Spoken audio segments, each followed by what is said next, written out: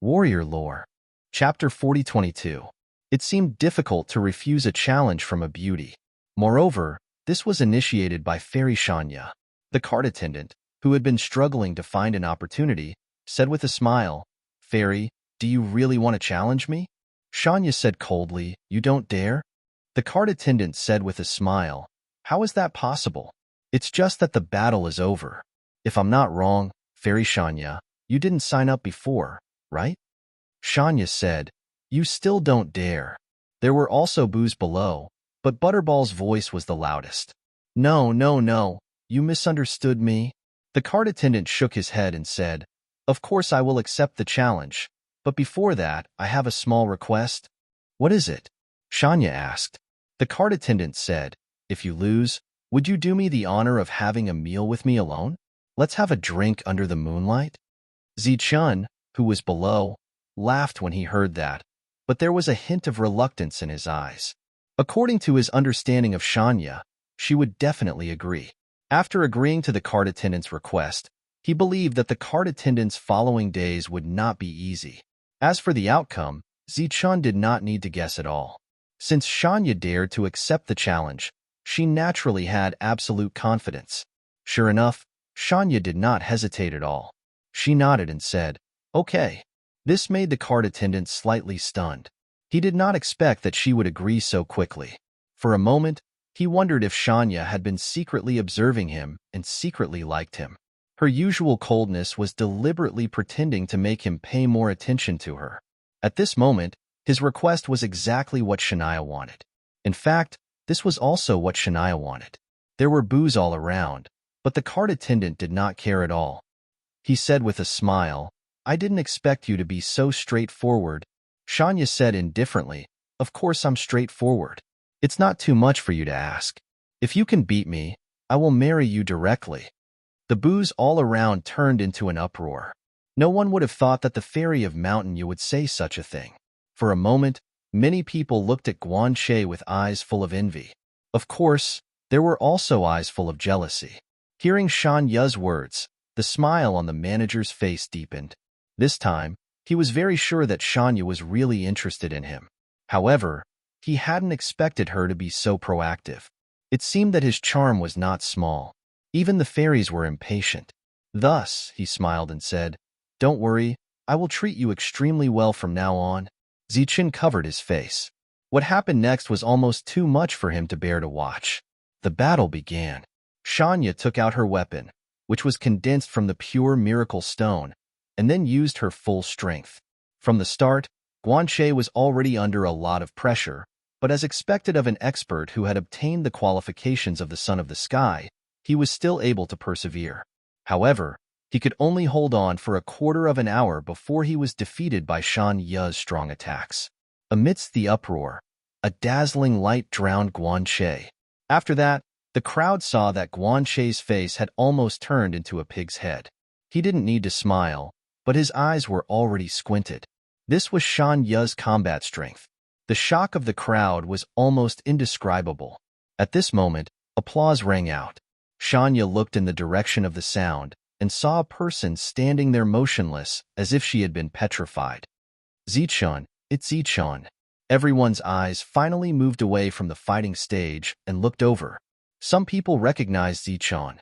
Then, one after another, exclamations rang out. The fatty and Yunzhan were already standing beside Zichun. When the battle had just started, the two of them had already noticed Zichun.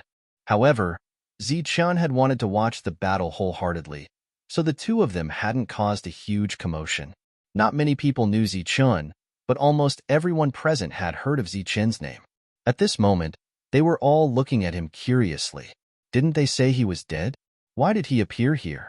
At this moment, Shanya rushed down from the fighting stage and towards Zichun. Zichun opened his arms.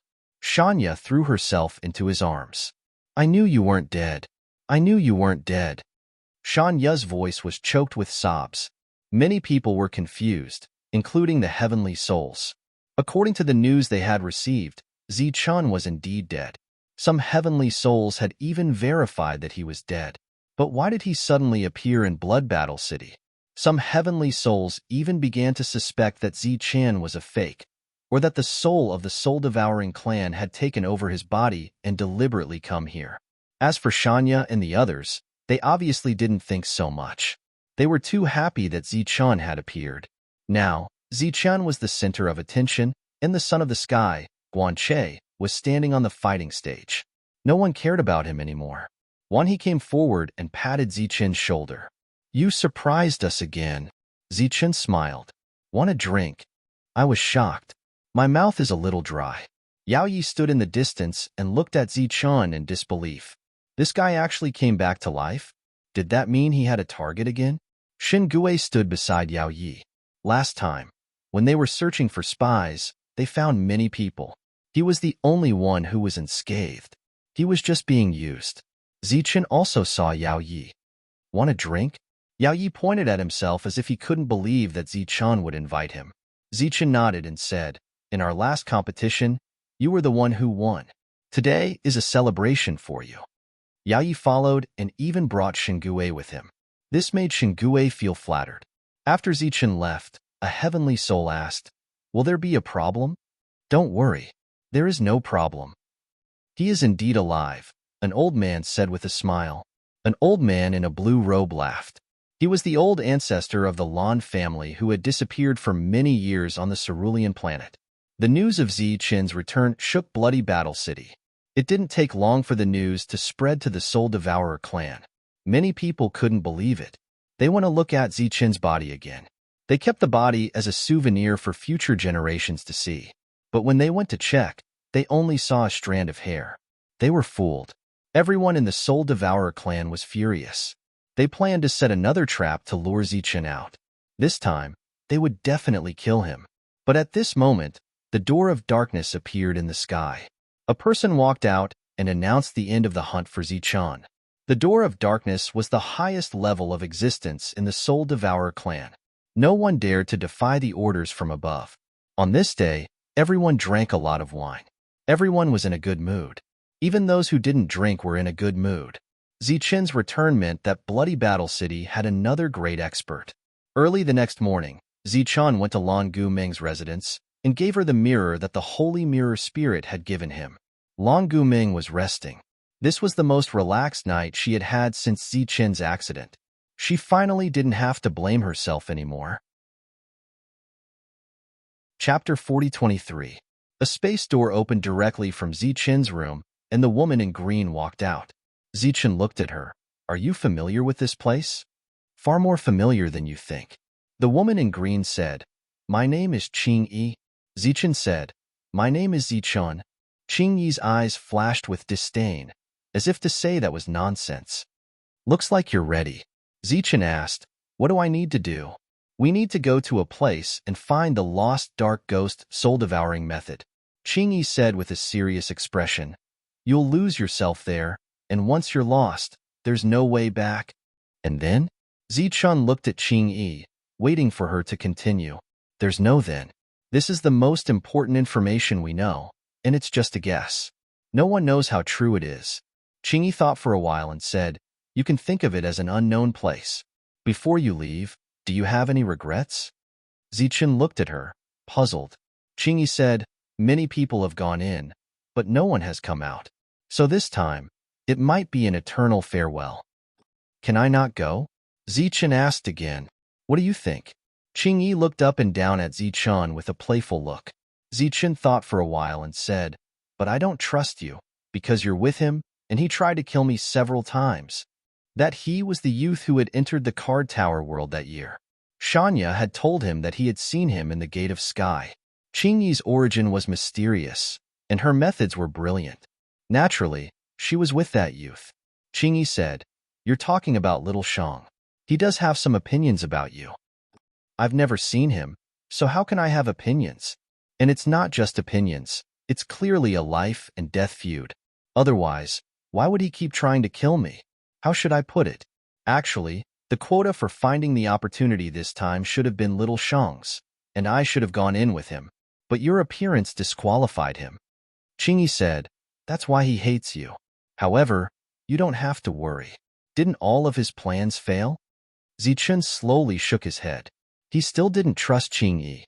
Qing Yi continued, "Actually, you don't have to be wary of me, because when little Shang was targeting you, I secretly helped you twice. Zichen looked at Qingyi. The first time was when I gave you the Nether Ghost technique, which helped you resolve a crisis. The second time was when he appeared with an illusion technique, giving you a warning in advance. As a result, you successfully resolved a huge crisis. A scene appeared in Zichen's mind. That was when he was suppressed by Noah. Without the life soul fruit, he finally broke through and obtained the ghost art, which allowed Kata village to be preserved. The second time they met was when Shanya saw the Ghost King.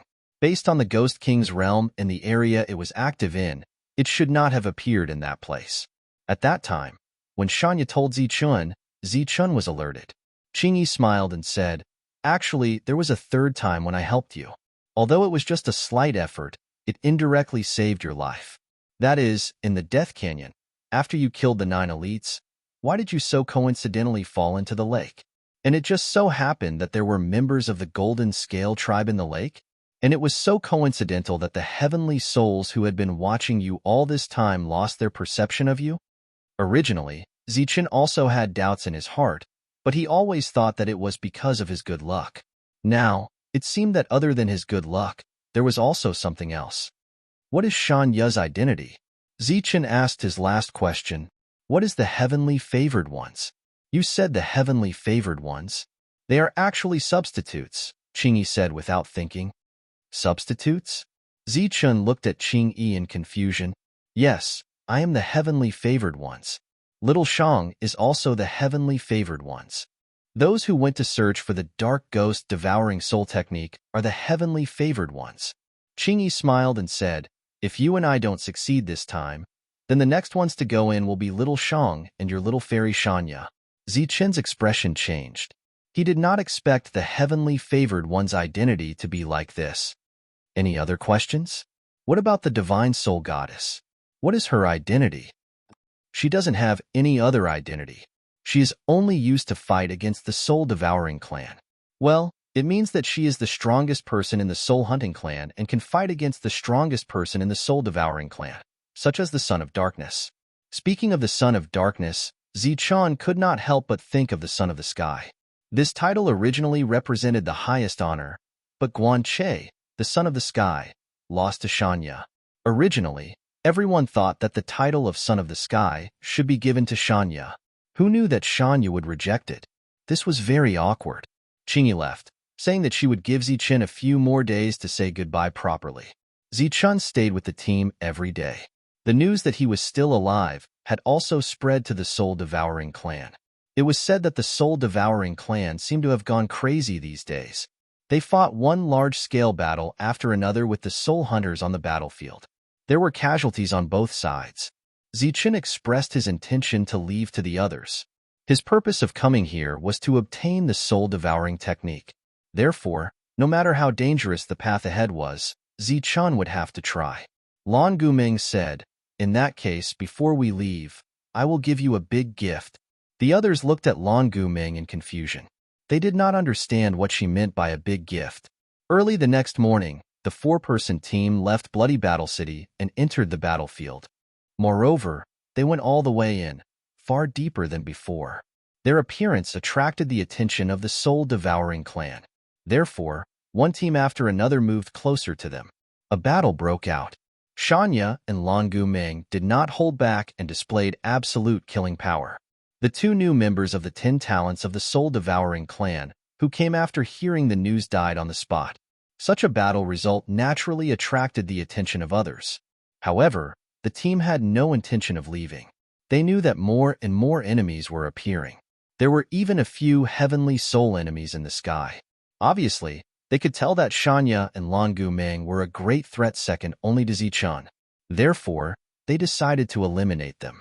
At that moment, Lan Guming took out a mirror and shone it at the sky. The clouds in the sky dispersed, and a huge light mirror appeared out of nowhere. In the next moment, the light mirror shone brightly. The light fell straight down, targeting the heavenly soul enemies. Such a change caused the expressions of all the heavenly soul enemies to change drastically. They wanted to retreat. Boom, boom, boom, boom. The heavenly soul enemies were hit by the light and let out cries of shock. Then, they fled in fear. However, the light mirror in the sky continued to enlarge, and light continued to fall from the sky.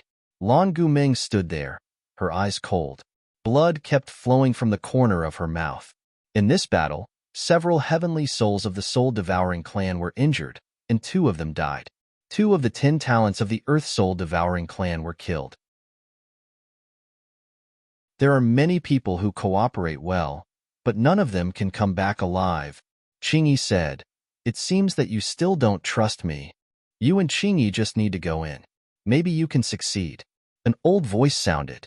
Zichen turned around upon hearing the voice and saw an old man. His expression changed, and his expression immediately became agitated. The old man in front of him was the one who gave him the opportunity to come here. He had searched for a long time and finally found the old man. "The dark ghost devouring soul technique is where you are going. Find it and bring it out," the old man said. "Otherwise, if you can't find it, you will never come back." Zichen said, "Senior, you mean that you don't know where the dark ghost devouring soul technique is?" The old man said, "Of course I know. It is where you are going, but I can't take it out myself. I can only rely on you." After seeing the old man, Zichen felt a lot more at ease. He also felt a lot more confident about this trip. Although Qingyi didn't have any bad intentions and had even saved him a few times, going on an adventure with a stranger, into a place where almost no one came back, Zichen couldn't help but feel uneasy.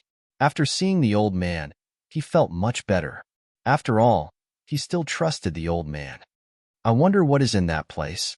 Zichen asked. After going in, "What should we pay attention to? Or where should we go to look for opportunities?" The old man shook his head. "No one knows, because none of the people who went in came out. So until now, there is no information to give you." "How is that possible?" Zichen didn't quite believe it. "The dark ghost devouring soul technique focuses on the soul. I guess it should be related to the power of the soul.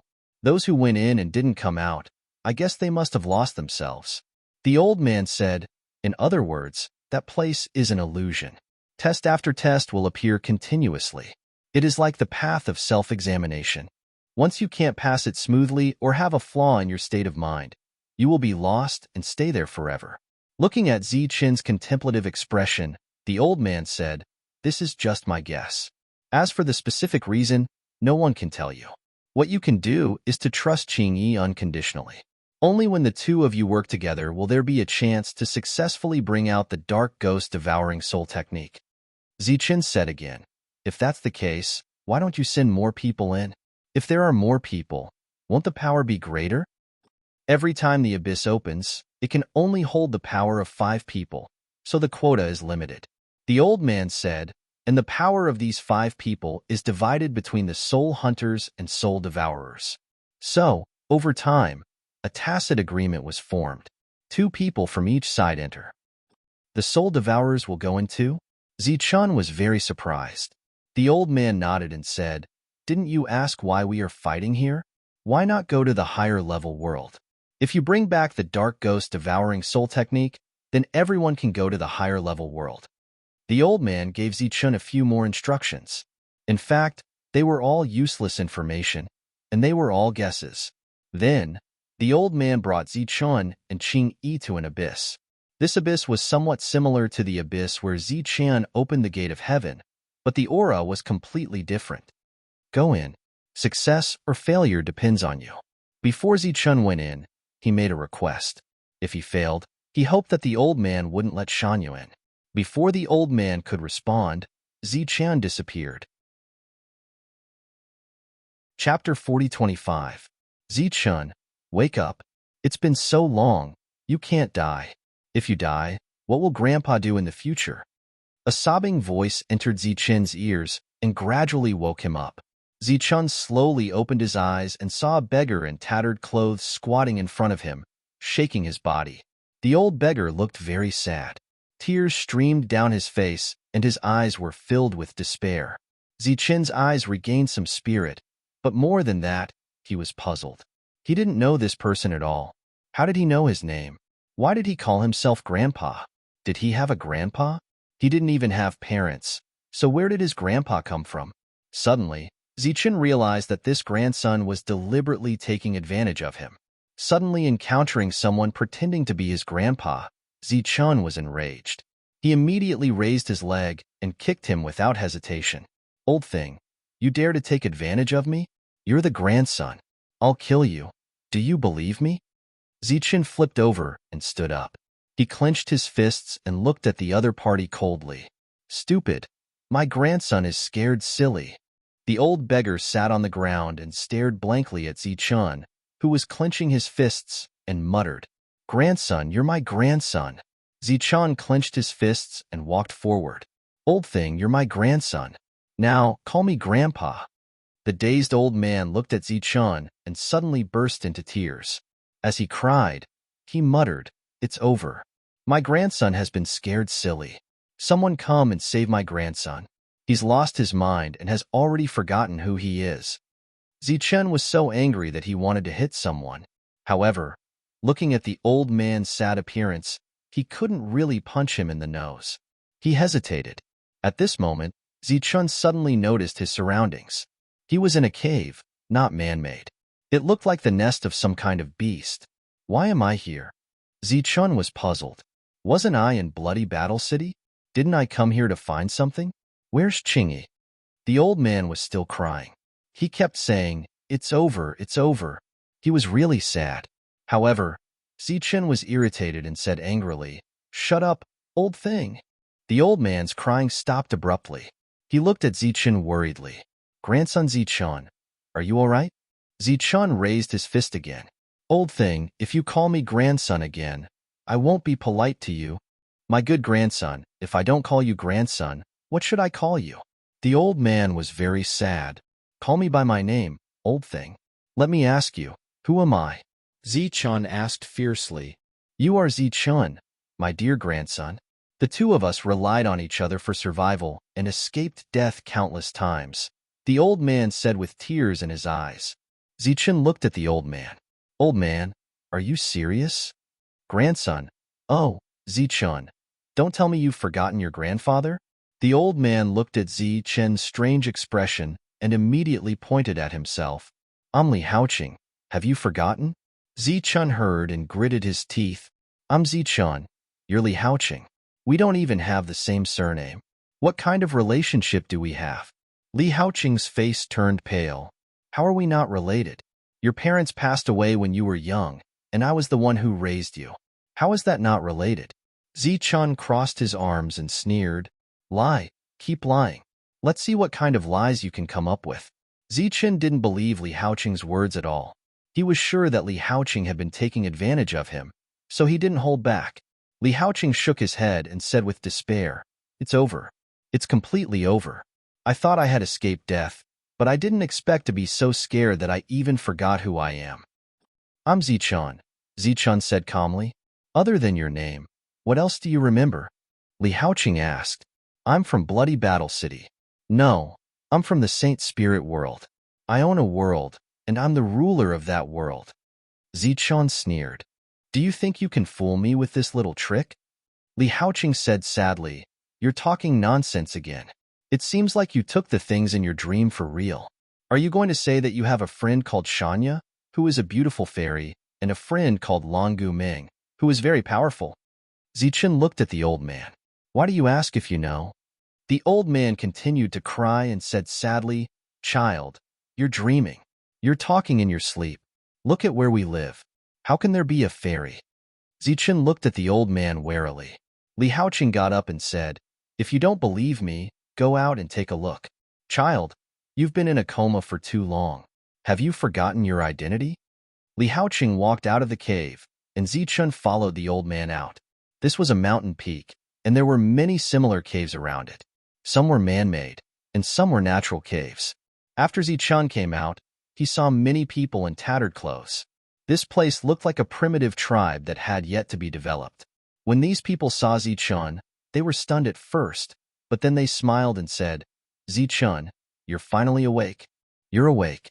I knew you wouldn't die. Old Li, it seems like your prayers worked. Everyone talked and seemed to be very familiar with each other.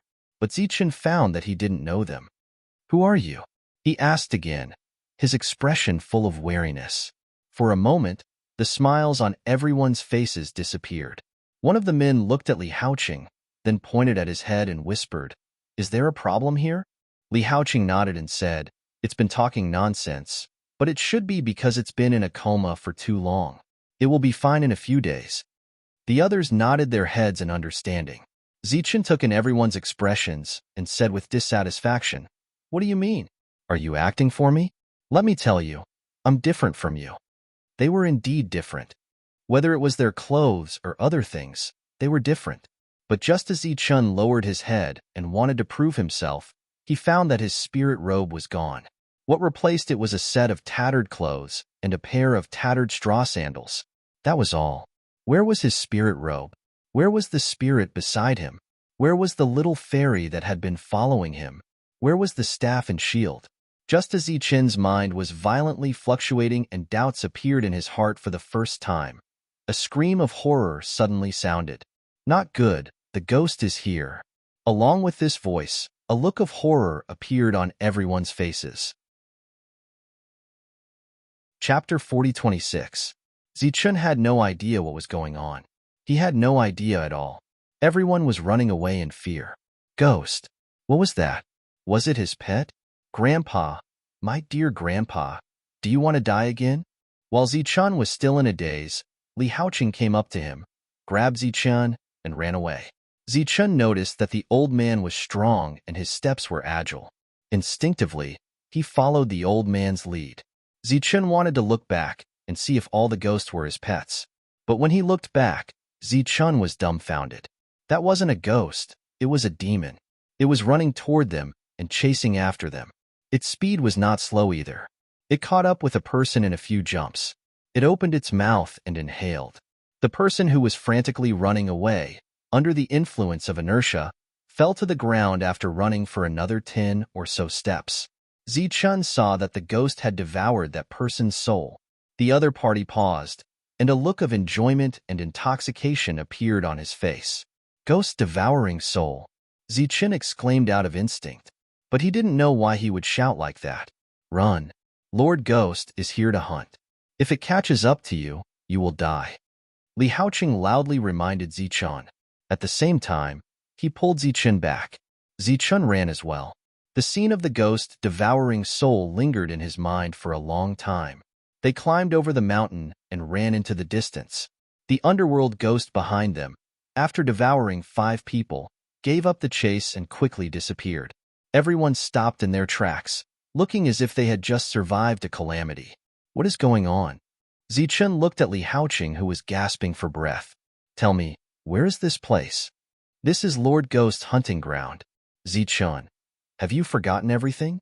Li Haoqing looked at Zichen. Zichen said angrily, "Old man, don't joke around with me. I'm asking you, where is this place?" Zichen was infuriated, but at the same time, he was also nervous. That was because he had tried to use his soul force to save those who might have died, but he found that his body was empty. There was no soul power at all. Furthermore, as he looked at them, he discovered that none of them had any soul power in their bodies. Li Haoqing said, "This is the land of boulders, and also the hunting ground of Lord Yu Gue. We have lived here since we were born." Zichen said, "In that case, we are all prey, and that guy from before is the hunter?" Li Haoqing nodded. Zichen asked, "How many years have you lived here?" Li Haoqing said, "Years? What's that? How long have you lived here?" "There have been many sunrises. I can't remember clearly." Li Haoqing chuckled.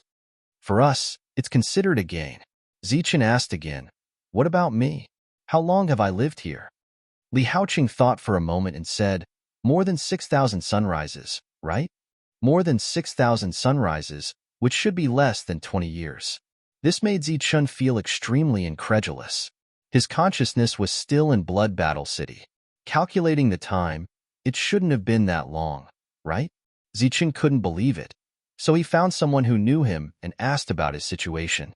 In the end, the news was not much different from Li Haoqing's. His parents were probably eaten by the underworld ghost around the 4,000 sunrise. After that, he followed Li Haoqing, who was everyone's grandfather, and relied on each other for survival. Of course, Most of the time, they were running away.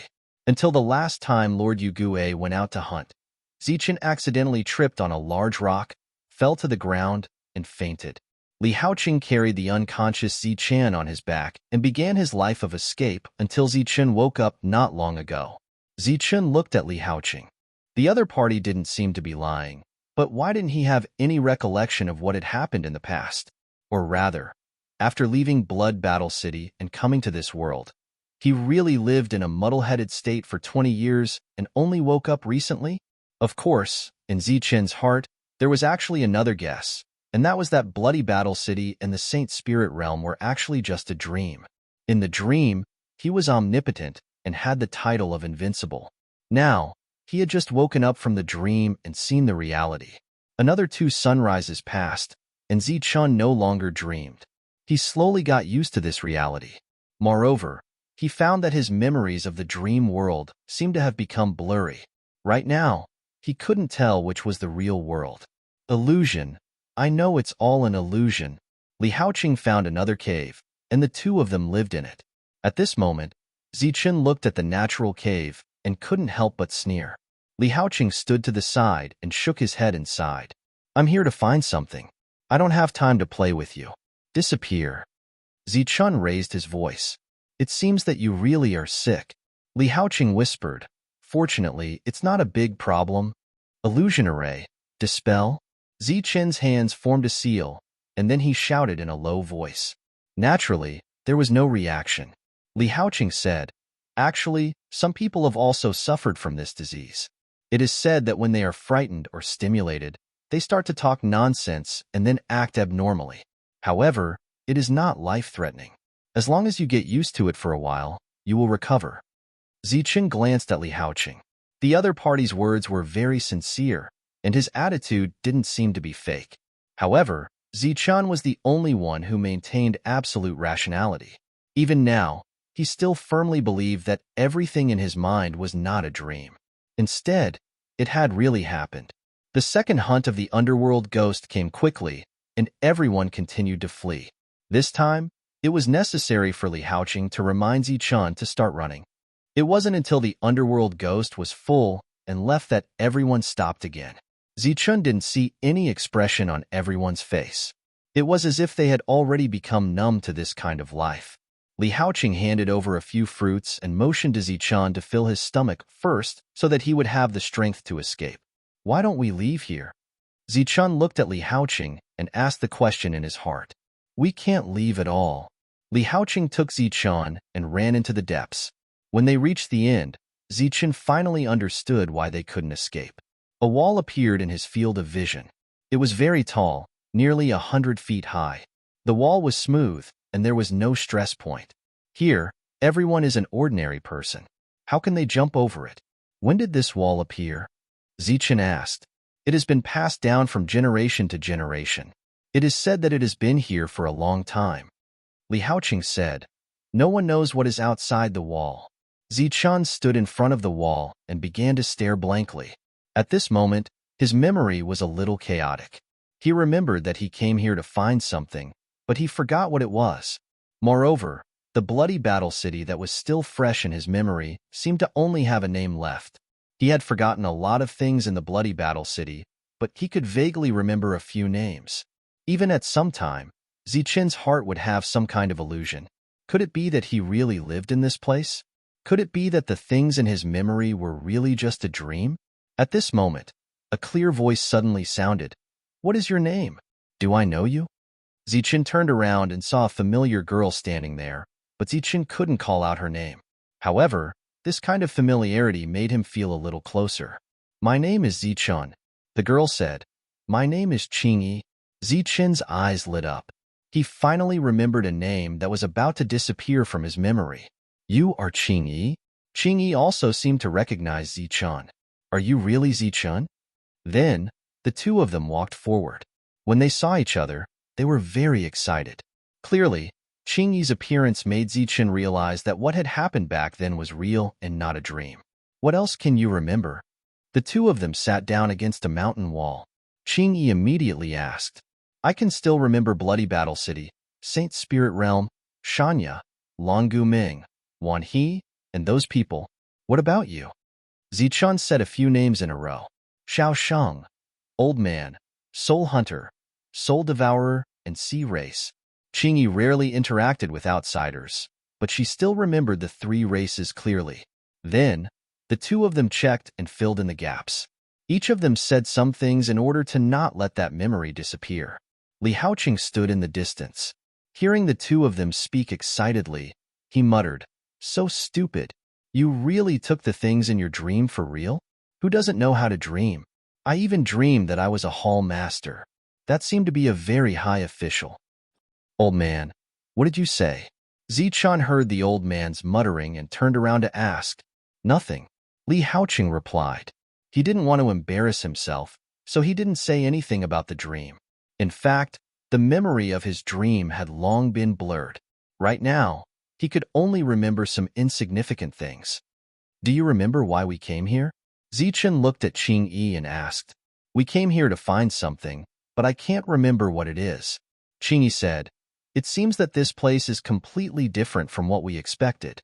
After coming here, we seem to have a new identity. It's as if we really live here. Also, the other people here are all witnesses. Everyone's words are exactly the same." Zichun nodded. He had also asked many people. Although there were some discrepancies because of the angle, this was more proof of the truth of the matter. Zichun said, "Now I'm also wondering if we really stayed here for decades after coming here. It's just that in these decades, our memories haven't awakened. We've always been muddle-headed until now." Whether it was Zichun or Qingyi, neither of them had any childhood memories. However, the others had, and they spoke of it in a methodical manner. In other words, before they woke up, Zichun and Qingyi had been like walking corpses, living in this world for decades. Okay, the two of them planned to write down their memories with words. Zichun found a colored stone and handed it to Qingyi. Qingyi suddenly said, "Our memories are different, so let's write down our own memories." Zichun nodded and did not have any objections. He began to write on the other side of the cave. "I am Zichun, from Bloody Battle City. I have friends there, one named Shanya, one named Longu Meng, one named Wan He, and one named Ghost Spirit. Today, I met Qingyi, so it turns out that we knew each other before, and we came to this world at the same time for the same thing. But our memories seem to be distorted, and we have forgotten the purpose of coming here." On the other side, Qingyi also wrote down Xiao Shang's name, her master, Zichun, and the three clans. After writing, the two of them were very satisfied. After sunset, Li Haoqing suddenly walked out of the cave, and before he left, he winked at Zichun, feeling a little strange. Zichun and Qingyi sat side by side, and the two of them tried hard to recall the things in their memories, worried that they would forget. Time passed, and the two of them finally fell asleep. The sun rose in the east. Sunlight shone in from the entrance of the cave, and Zichun opened his eyes. He slept very comfortably last night, and did not have any dreams. He stretched his back. Then, he felt someone beside him. "Qingyi." Zichun recognized Qingyi, so he called out. Qingyi opened her beautiful eyes, and she also recognized Zichun, so she smiled. "What do you remember?" Zichun asked. "Did you dream of anything?" Qingyi shook her head. "Same as yesterday. Let's take a look at our memories." Zichun looked to the side of the cave, where he had written yesterday. After seeing the content, Zichun smiled. Because what was written was the same as what he remembered now, he indeed remembered those friends. Qingyi also looked at the content she had written, and she seemed very satisfied. "What are we going to do today?" Qingyi asked. "Let's see if there are any other paths." As they spoke, Li Haoqing walked in. Zichun asked, "Where did you go yesterday?" Li Haoqing did not reply, but looked at Qingyi as if he wanted to see something from her face. "We're going out. Don't touch the things here." Zichun pointed at the words, worried that Li Haoqing would not listen, so he said sternly, "I'm telling you, old thing, if you dare to erase it, I'll beat you up." Li Haoqing waved his hand and said, "Got it, go, go." The two of them left with peace of mind. Li Haoqing stayed there, and he had other thoughts and plans in his mind, so he did not care about the words left by Zichun. When they left, several people greeted Zichun. Zichun didn't know them, so he just nodded his head in acknowledgement. The two of them walked down the mountain. Along the way, Qingyi carefully observed her surroundings. There were fruit trees at the foot of the mountain, and Zichun picked some fruits for the two of them to eat. The two of them once again came to the tall and smooth wall from yesterday. Zichun looked up at the wall and murmured, "How can we climb over it? If it was before, we could just fly over it." Qingyi said, "It's not easy to go over now." The two of them walked along the wall, looking for other discoveries. After walking for a while, Zichun suddenly asked, "What are we looking for here?" Qingyi thought seriously, but she could not think of anything. "I'm not sure, but we should be looking for something," Zichun said. "It seems that our memory has deteriorated." Qingyi nodded in agreement. Right now, she could only choose to believe that the things in her dream were real, and that she came to this world to find something, and that she had a mission. Otherwise, she would really lose her mind and become the same as the others here. The two of them returned to the cave and saw that Li Haoqing had prepared a lot of fruits. After Qingyi came in, he immediately handed them to her. Qingyi thanked him and took them. Zichun picked up a stone next to him and said, "It seems that we have to write down what happened every day, so that we don't forget everything." Zichun walked to the side and wrote. Qingyi put down the fruit and also wrote on her side. When Li Haoqing saw this, he couldn't help but shake his head. However, he didn't say anything. Even if they were tormenting each other, there would be a time when they would stop. Maybe at that time, he would be able to hold a great-grandchild. This was what Li Haoqing was focused on. A new day, the ghost came.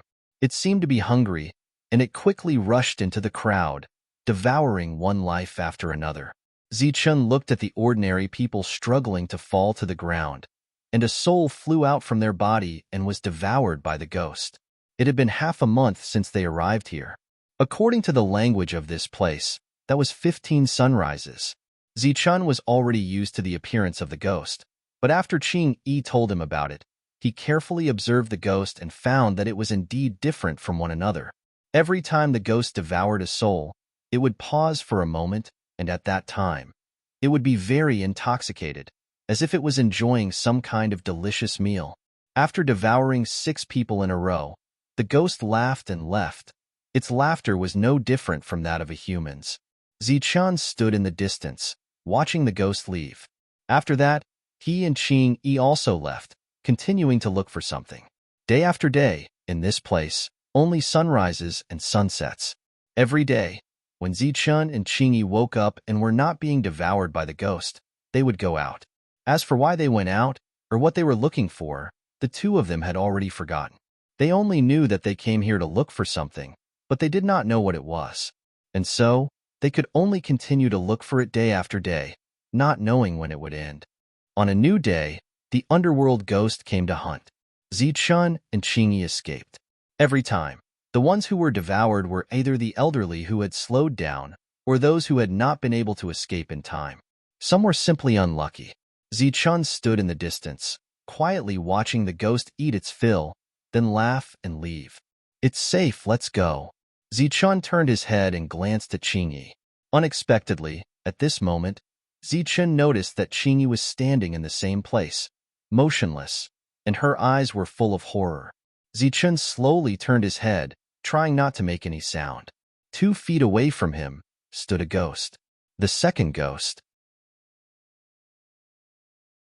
Chapter 4028. Zichun held his breath. He had been here for a long time, but he was still so close to Yugue. It was the first time he was targeted by Yugue. Yugue just stood there without moving, but there was a strong oppressive aura that made Zichun breathless. In an instant, his dormant memories seemed to be awakened. His fingers trembled as if he was about to clench his fists and form a seal. "Run. Why aren't you running?" Yugue looked at the two and grinned. "I saw that you two were the best at running. Now you want to run?" Zichun's eyes widened as if he saw something incredible. "Zichun, run."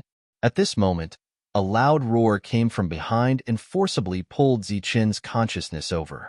It was Li Haoqing. After seeing Zichun's abnormality, he ignored his own safety and shouted out a warning. Zichun, who came back to his senses, immediately ran to the side. Just as he moved, Yugue also moved. Zichun tapped the ground with his feet and leaped into the air. He leaped forward and hugged Qingyi. Qingyi, who was stunned, was pushed down by Zichen. The two rolled down the mountain. Yugue, who jumped up, landed on the ground, splashing some sand and stones. It glanced at the two people rolling down the mountain. Its eyes changed slightly, like a child looking at an ant under its feet. It originally planned to stomp it to death, but who knew that the ant would suddenly change direction and dodge? At this time, the child often had two choices. The first was to chase the ant until it was completely stomped to death. The second was to change to a target that was close enough to be stomped to death. The Yugue in front of him was like a child. It chose the latter. It jumped lightly, in front of the other person, opened its mouth and swallowed. Zichen and Qingyi hugged each other and rolled down the mountain. His clothes were even more tattered, and there were many scratches on his body. Qingyi was slightly better than Zichen. After the two landed, they didn't care about anything else and got up to run. That moment was the closest the two of them had ever come to death since they came to this world. However, this was also an accident, because there had never been a situation where two ghosts appeared at the same time. Zichen and Qingyi had run far away. Naturally, the ghost wouldn't give up on what was near for what was far away, especially after it started to devour souls. After devouring enough souls, the hunting ghost left in satisfaction. Li Haoqing caught up with them and said, "You two are so lucky. You actually rolled down from the mountain.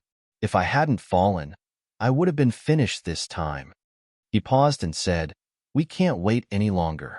Tonight, let me hold my great-grandson. In this place, accidents might happen at any time." Qingyi's face blushed. She clearly knew what Li Haoqing was talking about.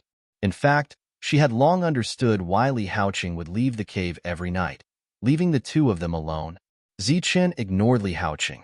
He looked at Qingyi and asked, "Are you okay?" The blush on Qingyi's face had yet to dissipate. She slowly shook her head. "Let's go up and take a look."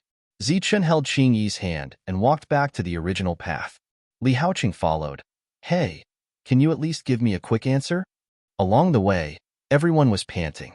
Obviously, they were very tired. Everyone had long been numb to the ghost hunting. Just a moment ago, when the ghost left, the survivors started to joke around. But there were also some sad people who lost their loved ones. They were crying in front of the corpses. The atmosphere was a bit sad. After crying, they had to pull themselves together to face the next hunt. Zichen walked in front of the crowd with an expressionless face. His mood was a bit heavy. In his original vague memory, only some unintelligent beasts were the targets of hunting. He didn't expect that in this place, humans would be hunted by beasts. With walls around them, they were like food in captivity, waiting to be harvested at any time. "What are you taking me to see?" Qingyi asked puzzledly. Zichen pulled Qingyi to the place where the two of them fell. He looked at a stone on the ground. There was a little blood at the tip of the stone. "What is that?" Qingyi also saw this and asked doubtfully. "The blood of the ghost. I noticed before that its foothold might be here." Zichen walked in front of the stone and said in a deep voice, "It seems that it's just faster and stronger, but it's still made of flesh and blood." Qingyi's expression changed. "What do you mean?" Zichen's eyes flashed with a touch of coldness. "Let's try and see if we can kill one." "Are you crazy? If we kill one ghost, it will anger the whole tribe." Qingyi said, "And didn't you see it yourself? There were two underworld ghosts just now. If we don't kill them, one day, we will be the ones to die." Zichen said solemnly, "Are we going to keep running? How long do we have to run? Do you have any ideas?" Qingyi looked at Zichen. "Not yet, but it's still made of flesh and blood. There should be a way to kill it." Originally, in Zichen's uncertain memory, there were many kinds of weapons. Now, even if there was one, Zichen would want to fight it, but unfortunately, there was nothing. By the way, what the ghost said before, did you hear it? Zichen suddenly remembered what the ghost said before. "What? What did it say?" Qingyi asked puzzledly. "You didn't hear it?" Zichen was a little surprised because the ghost's voice was very loud. Qingyi shook her head, indicating that she didn't hear it. Zichen repeated the underworld ghost words. Qingyi was shocked. She didn't expect the other underworld ghosts to have already noticed them. However, she shook her head again and again, indicating that she didn't hear anything. Maybe because she was nervous, Qingyi didn't hear it. Of course, it could also be Zichen's hallucination. On this day, Zichun and Qingyi still went out, looking for something. When they returned, Li Haoqing had already prepared a lot of fruits. When he saw the two of them come in, he took the initiative to leave. At the same time, he gave Zichun an encouraging look, which made Zichun speechless. Qingyi fell into a deep sleep, and Zichun fell into deep thought. If they couldn't find what they were looking for, then they would definitely stay here in the future. However, after experiencing what happened today, Zichun felt that they could die at any time. Today, they were lucky enough to change the ghost target. If they encountered the same thing again, would they still be so lucky? The next day, just as the sky was about to brighten, a scream of horror sounded. The ghost was coming again. There were already two of them yesterday, and they didn't expect another one to come today. Zichun pulled Qingyi and continued to run. During this time, Qingyi looked back at the distance. Zichun asked, "How is it?" Qingyi said, "It's not the two from yesterday."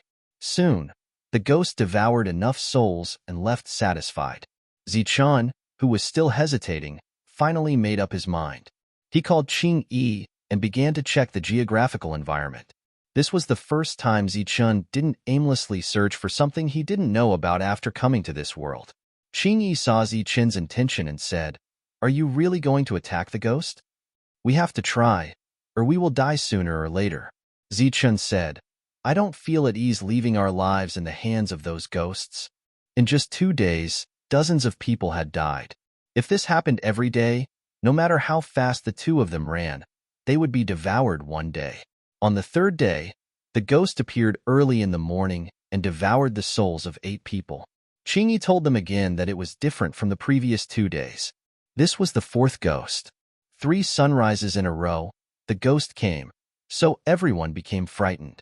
When the 4th sunrise, everyone ran out of the cave. The ghost came again. Qingyi said that this was the 5th ghost. Everyone began to run. Those who were able to survive until now were all strong and healthy. The ghost gradually caught up with the people behind. As Zichun said, no matter how fast they ran, once the prey disappeared one by one, everyone would become the ghost's target. Suddenly, Zichun's pupil shrank. He saw a young man running at full speed, holding a long stick in his hand, and fiercely hit the person in front of him. With a bang, the person staggered and rolled on the ground. The other party laughed, and then jumped over the person who fell on the ground.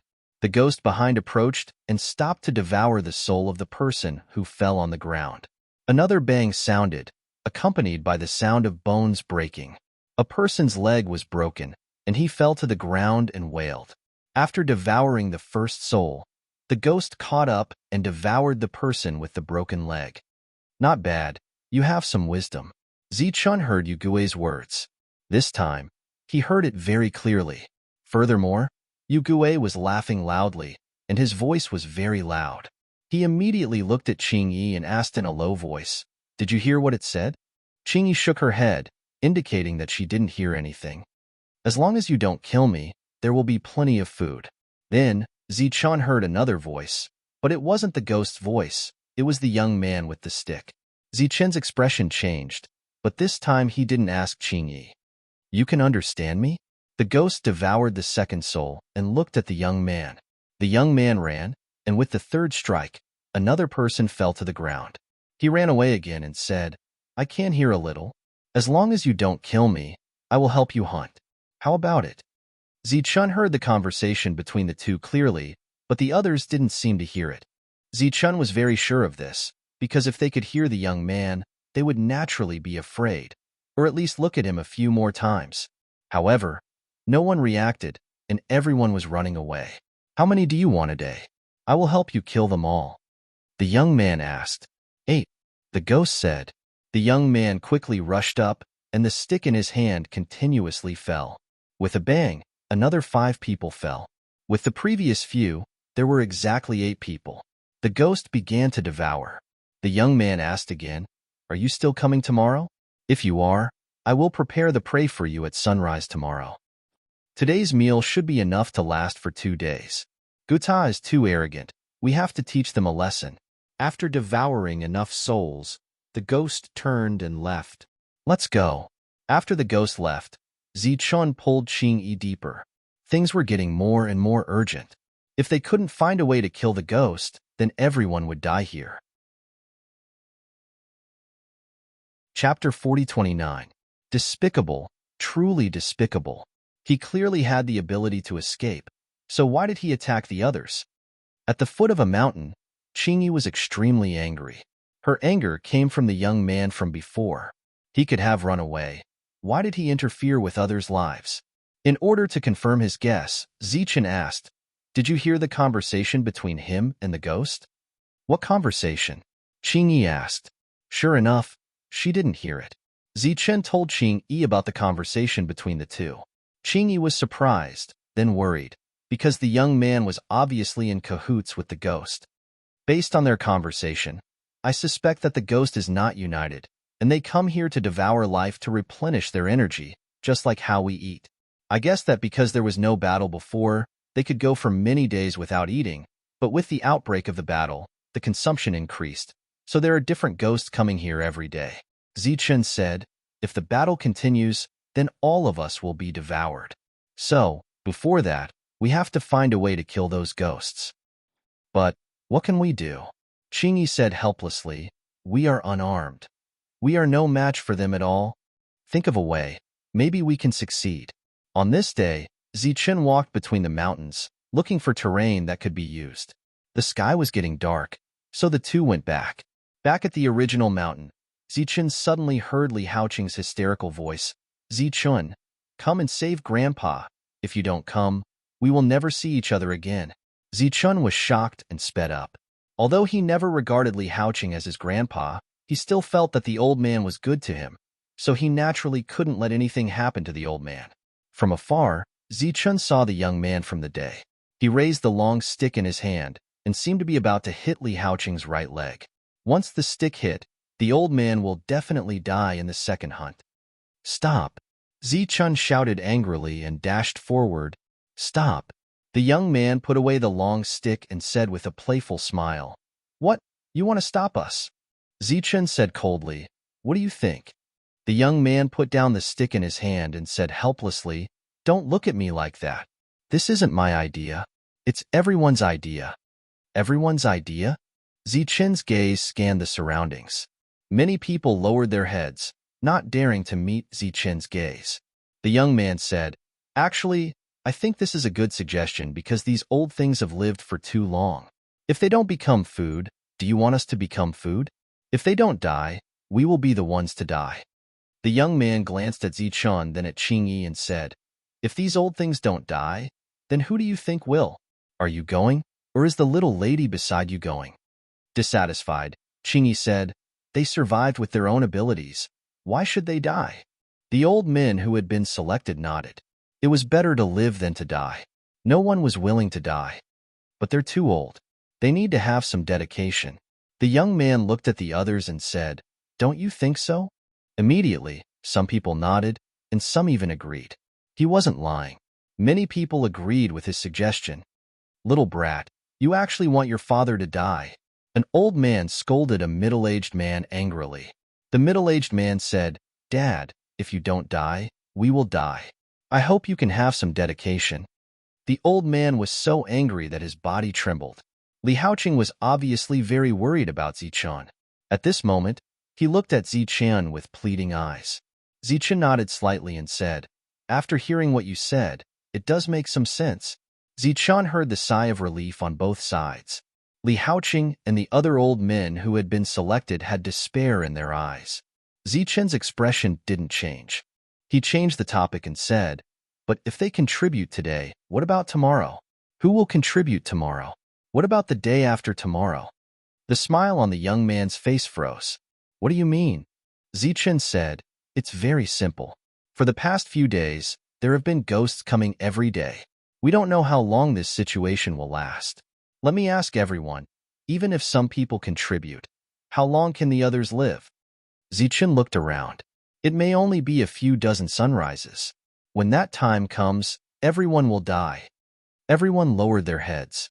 It wasn't that they didn't think of this problem, but they deliberately avoided it, and deliberately didn't think about it.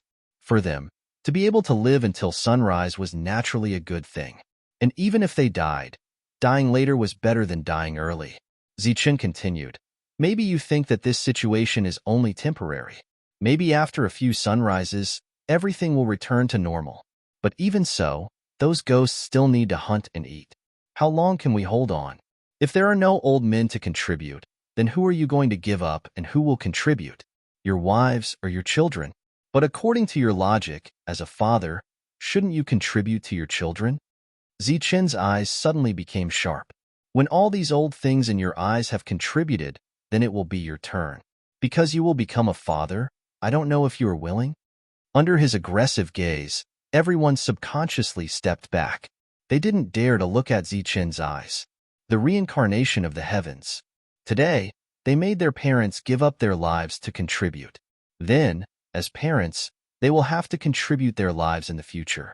Everyone sank into silence. There were also many people who had guilt in their eyes. Li Haoqing shed tears. He felt that his grandson's love was not in vain. Suddenly, there was applause.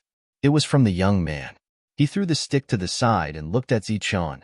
Since you said it so righteously, then please tell us, how are we going to survive? Are we going to run every day?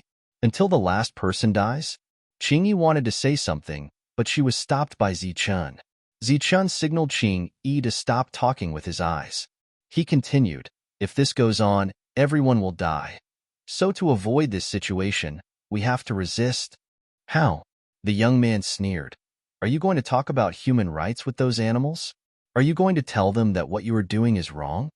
Zichen said in a deep voice, resist and kill the ghosts. There was an uproar. Even the young man was shocked. His body trembled. What did you say? Kill the ghosts. Only then can we eliminate all future troubles. Zichen emphasized. Only by killing them can we survive. Zichen's words shocked everyone. Because since birth, no one had ever thought of killing the ghosts. Everyone was thinking of ways to escape and even practiced a lot of digging skills. But when it came to killing the ghosts, no one had ever thought of it. Are you crazy? The young man looked at Zichen.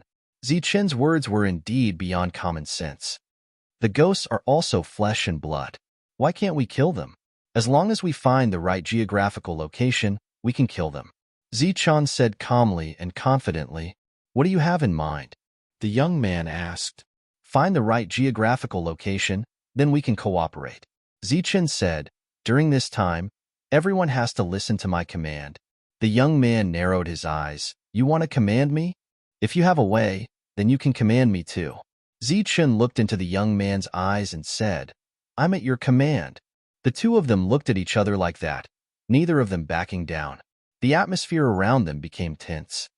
Well, I'll listen to you this time.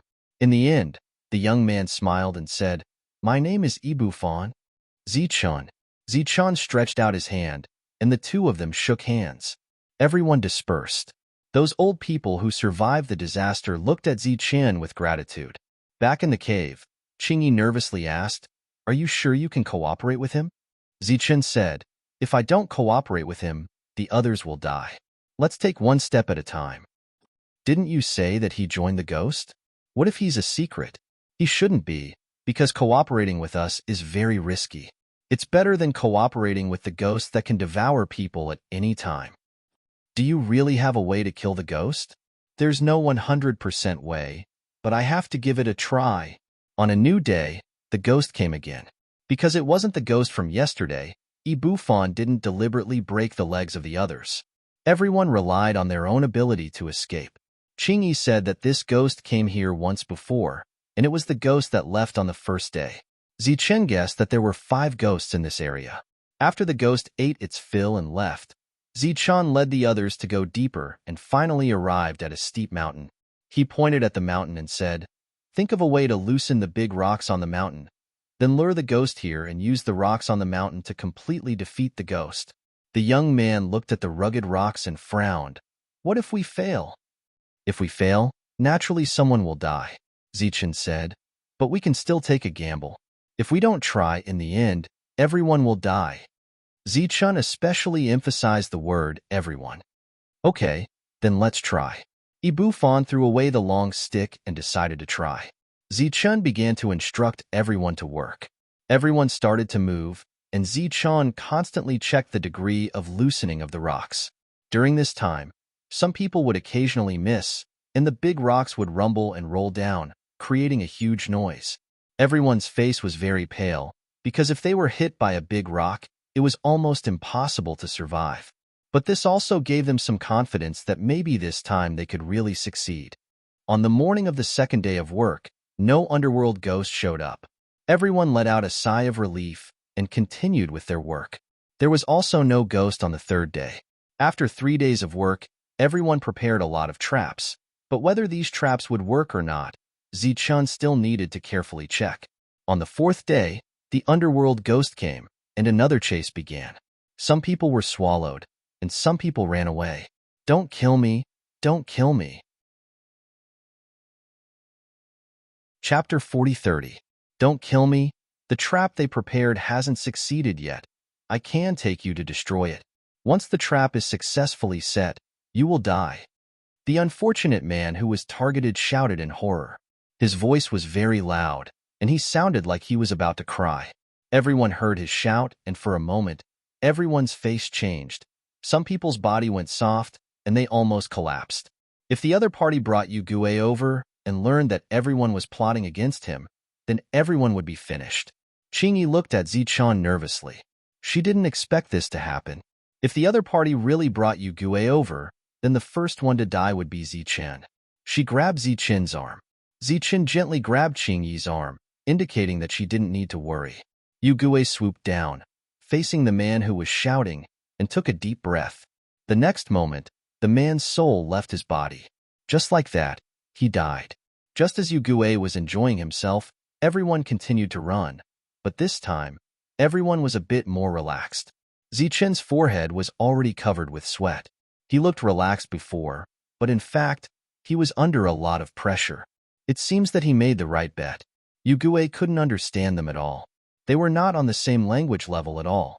Perhaps in the underworld ghost's eyes, the human who had been trying to intimidate it was just shouting and provoking its dignity. It was like an ant waving its tentacles at a child. The child naturally didn't understand what the ant was trying to say, and might even mistakenly think that it was provoking him. The next thing he did was to kick him. After swallowing the man's soul, Yugue continued to hunt. No one knew if there was a lesson learned from the previous incident, but this time, no one was swallowed by Yugue. After the hunt was over, all the survivors gathered together. Ibufan came with his long stick. He first looked at Zichun and asked, "How is the situation?" "I still need to check it carefully. It should be done in a day," Zichun said. Ibufan placed the long rod in his hand and hit it. He said coldly, "If we fail this time, the first one to die will be you." Perhaps Ibufan didn't understand what he was saying, but Zichun knew that if he failed, Ibufan would use his advantage of being able to communicate with Yugue to betray Zichun. In other words, he was encouraging the other party to be the first to kill Zichun. Zichun said in a deep voice, "Regardless of success or failure, we still have to try." Ibufan snorted and then looked at the others. Ibufan wouldn't be polite to these people. "I don't want to see what happened today a second time. Next time, if there's anyone who wants to betray everyone to fight for a chance to live, then I'm sorry. Whether you can survive or not, I'll break your wives' and children's legs and throw them out." The others kept quiet out of fear, not even daring to breathe loudly. Zichun didn't say anything. Sometimes, these people needed to be taught a lesson. He had overlooked it before, but fortunately, it didn't lead to a big mistake. The next day, Zichun checked the traps for the whole day. After a careful inspection, Zichun estimated that it was about time. That night, Zichun called everyone together. For the first time, he stood at a commanding position as the leader and ordered, "If there's only one Yugue tomorrow, then we'll act according to the plan." Everyone's eyes were filled with expectation. If Zichun really killed Yugue tomorrow, then everyone would have hope. At this time, Zichun changed the topic, "But if there are 2 Yugue tomorrow, then everyone will immediately leave this mountain. Even if you die, you can't come back here, let alone ruin our plan." Everyone's expression became dignified again. This is what you need to pay attention to. There must be no problems, otherwise our efforts will be in vain. Zichun warned again. Everyone's expression changed. Ibufan stood up and said, "The reason is very simple. If there's only one beast tomorrow, then we'll work together to kill it. If there are two, then you can escape as usual. Except for this mountain with traps, you can escape to other places. If you don't die, then we'll meet here." Although the words were not very pleasant to hear, the meaning was expressed accurately and on point. Coupled with the bad impression Ibufan left on everyone, everyone nodded and prayed that there would only be one Yugue tomorrow. That night, everyone left the cave for the first time, abandoning their many years of habits. They didn't sleep well that night. Sometimes, they would be awakened by the wind and grass rustling in the wind. That night, everyone was nervous and expectant. Just as the first ray of sunlight illuminated the earth, they saw the sunrise on the mountain peak. They didn't know if it was an illusion, but today's sunrise seemed to be particularly beautiful. Zichen's gaze was looking into the distance. His mood was not calm, because no one was sure which direction the Yugue would come from. At this moment, Zichen also began to pray in his heart. Because there were too many uncertainties, they needed some luck. If they didn't succeed this time, then everyone would lose their confidence and no longer have the heart to resist. A last-minute prayer might be useful. There's one ahead. Zichen also began to pray, although he never believed that prayer was useful before. But there was always a limit to one's strength. Everything depended on fate. In their field of vision, there was movement. A Yugue appeared on the mountain peak in front of them. Everyone's hearts were hanging in the air, and their memories were already in their throats. Everyone held their breaths. They hoped that there was only one Yugue. The Yugue stood on the mountain peak and began to look around, as if it was looking for a target. Perhaps, after hunting here for many years, it was the first time that it didn't see humans in captivity. It was somewhat unaccustomed to it. The Yugue that was looking around seemed to have used some unknown method to quickly lock on to their direction. It jumped down from the mountain peak and ran towards them. No one let down their guard because they were worried that a second Yugue would appear. Zichen's eyes were fixed on the mountain peak in front of them, while Qingyi and Ibufan looked to the left and right. It seemed that luck was on their side this time. A second Yugue didn't appear. Ibufan lowered his voice and said, "There should be only one. Looks like our luck is good." Zichen retracted his gaze and looked at the Yugue that had already run down from the mountain peak. He said in a deep voice, "Next, we need someone to act as bait." "What did you say?" Ibufan turned his head and looked at Zichen. Zichen's eyes were still fixed on the front. "We need a bait to lead this Yugue to the designated direction." Ibufan's eyes became cold. "Then what are you waiting for? There are so many people here. Just throw one of them out." Zichen said, "What we need is bait, not cannon fodder. Only a strong bait will do." "I can see that your body is strong. Why don't you go?" Ibufan sneered. Zichen looked at him and said indifferently, "I can go, but I'm not sure if you can accurately trigger these traps." Ibufan clenched the long rod in his hand. "So you've been scheming against me from the beginning?" Zichen said calmly, "This is not scheming. I think you have the ability to do so. During this time, you have already memorized the directions of all the traps. With your strong body, I believe you will succeed." The Yugue was getting closer and closer. Many people's eyes were on Zichen, and they gradually became more and more anxious. Ibufan stood up. "If you don't die this time, I will kill you myself." Clearly, he was truly enraged. He had been tricked by this seemingly harmless fellow. Zichen said, "I think it's better for you to pick up some stones. If you can anger it, the chances of success will be higher." "You win." Ibufan glared at Zichen fiercely. He picked up a few stones and rushed down. Zichen also took the opportunity to pick up a few stones in case he needed them. After Ibufan left, Zichen said in a deep voice, "Everyone, listen to my orders." Everyone held their breaths as they stared intently at the scene below. Ibufan rushed downwards. When he was still some distance away from the dark ghost, he threw a stone at the dark ghost. It was a provocation. As expected, the Yugue was enraged. It roared and rushed toward Ibufan. Ibufan was about to leave when a rumbling sound came from above. He saw a big stone falling down. Looking at the momentum of the falling stone, It was not aimed at the Yugue. It was obviously aimed at Ibufan. Ibufan cursed, but he stopped abruptly and stood there motionless. At this moment, he had a big stone behind him and a Yugue in front of him. He was in a dilemma. The Yugue came close and roared. It opened its mouth and was about to devour Ibufon's soul. At this moment, Ibufan tapped his foot and quickly rushed to the side. His speed was affected by the devouring power. His movement was very slow, but he still managed to avoid the rolling stone. Boom! The big stone hit the Yugue's body and directly knocked it down the mountain. The devouring power that fell on Ibufon's body immediately dissipated. His movement returned to normal. He raised his head and gave the sky a disdainful middle finger. Zichun, on the other hand, gave him a thumbs up from above. Everyone else relaxed a little. Yugue had actually been hit. Ibufan looked down and saw that the big stone had fallen. The Yugue was not dead. It turned over and roared and rushed up. During this period, only Ibufan and Zichun could understand the sounds of cursing. Zichun looked at Ibufon's position below. After thinking for a while, he went to the second direction and triggered the trap. It could be said that the speed at which Zichun triggered the trap was faster than the speed at which Ibufan lured the Yugue. When Ibufan heard the commotion, he raised his head and cursed, because Zichun's action had put him in a very passive position. At this moment, it was not him who lured the Yugue to trigger the trap. After Zichun triggered the trap, he had to risk his life and lead the Yugue to crash into it. If he did not control his speed well, he would lose his life. At this moment, he had cursed all 18 generations of Zichun's ancestors, but he did not dare to leave without permission. The timing was perfect. The big stone fell, and Ibufan disappeared. Boom! Boom!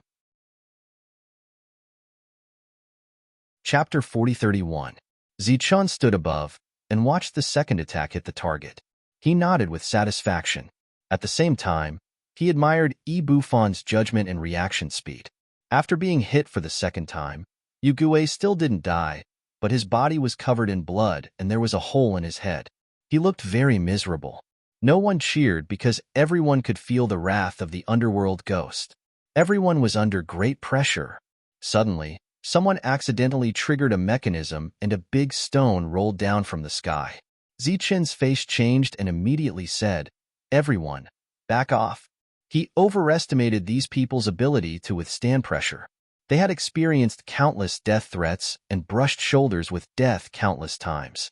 Now that they were facing their biggest enemy, they were actually nervous. The sudden fall of a huge rock was like a wake-up call to the ghost world. Zichun knew very well that Yugue was intelligent. Ibufan raised his head to look at the sky and cursed again. It was impossible for him to bring Yugue over now. The vigilant Yugue might take a detour. Ibufon's face became gloomy. Zichun threw down a pebble from above. This pebble landed beside Ibufon's feet, splashing up some dust. This was Zichun's warning, but it was also Zichun's warning. He looked back at Zichun. At this time, Zichun was also looking at Ibufan. Zichun's expression was rarely cold. It could even be said that he was ruthless. Ibufan gritted his teeth, then lowered his head to look at Yugue and cursed. It was the kind of cursing that Yugue could understand. "Beast, what are you doing there? You look like an old bull. Did you just come back from plowing the field? So you're panting? Idiot, you want to devour us? You're so miserable. Why don't you die? Why didn't I kill you earlier? Why didn't I kill you? How dare you devour us? You have big dog guts." Ibufan started cursing in a language that Underworld Ghost could understand. It seemed that he wanted to scold Underworld Ghost into a daze. Being scolded by its food all this while, the Underworld Ghost had never suffered such humiliation before. Therefore, the reason it had just regained was now gone.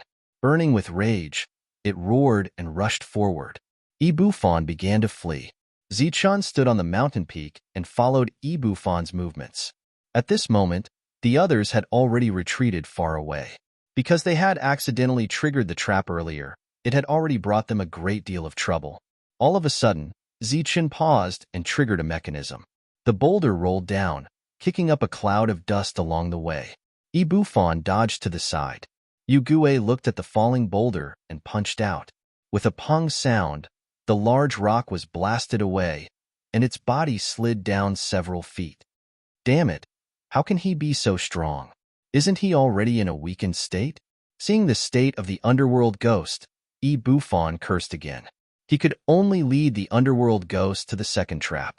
However, this time, Zichun did not trigger the trap. In desperation, he could only lure the underworld ghost to the next trap. Zichun still did not trigger the trap. Buffon cursed angrily, Zichun. "UF asterisk king dog, how dare you frame me?" The third trap was finally triggered. But for the underworld ghost, it was nothing. It punched the boulder away and slid back again. But this time, just as it stabilized its body, the second trap that had not been triggered fell. The underworld ghost roared angrily and punched the boulder away again. Its body involuntarily retreated, and then the first trap that had not been triggered fell. This time, the underworld ghost could not avoid it. It was directly hit in the head, and its body rolled down again. Buffon stopped not far away. Looking at the beautiful three-hit combo from before, he couldn't help but sigh at the ingenuity of Zichun's calculation. Obviously, even he did not think of this method. However, he obviously would not stop cursing Zichun. That dog was scheming against him from the beginning, so he had no problem cursing him to vent his anger. However, with that three-hit combo, his trust in Zichun had increased by a notch. Hence, he put in even more effort in running after that. Zichun ran on top of the mountain, triggering one trap after another. At the same time, Zichun shouted to the others, "Everyone, get ready to pick up the boulder. Once the underworld ghost rushes up, throw it with all your strength." The underworld ghost suffered too many attacks. Its body was dripping with blood, but its tenacity greatly exceeded Zichun's expectations. Finally, all the traps were triggered, and the hit rate was more than 90%. Buffon rushed to the top of the mountain and asked, "This guy is not dead yet. What do we do now?" Zichun's face was a bit ugly. It was obviously a strong body. How could it be so tenacious? "Retreat first," Zichun shouted. "Let's get out of here first." After hearing Zichun's words, the people who were already terrified ran to the other side. At this moment, many people's eyes were filled with resentment because Zichun made such a stupid move. Now that he had angered the underworld ghost, all of them had to die. Buffon took his long staff and ran away. At this moment, among all the people present, he was the most nervous. Because he had completely angered the underworld ghost, the first person it wanted to kill was him. Zichun and Qingyi also ran away. At this moment, Zichun had not thought of a good way to deal with the enemy. The tenacity of the underworld ghost was beyond his expectations. When Zichun jumped down from the mountain, the underworld ghost had already arrived at the top of the mountain. Looking at the people below, its body was covered in blood, and its eyes were filled with cruelty. It was searching for a target. Sure enough, in the next moment, its eyes fell on Buffon.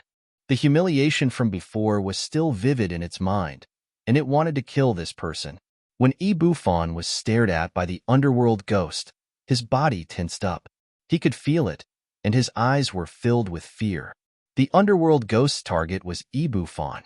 The underworld ghost's eyes began to change, and after a moment of hesitation, he shouted, "Everyone, protect Zichun first." No one responded, or rather, everyone was running away, and no one cared about Zichun.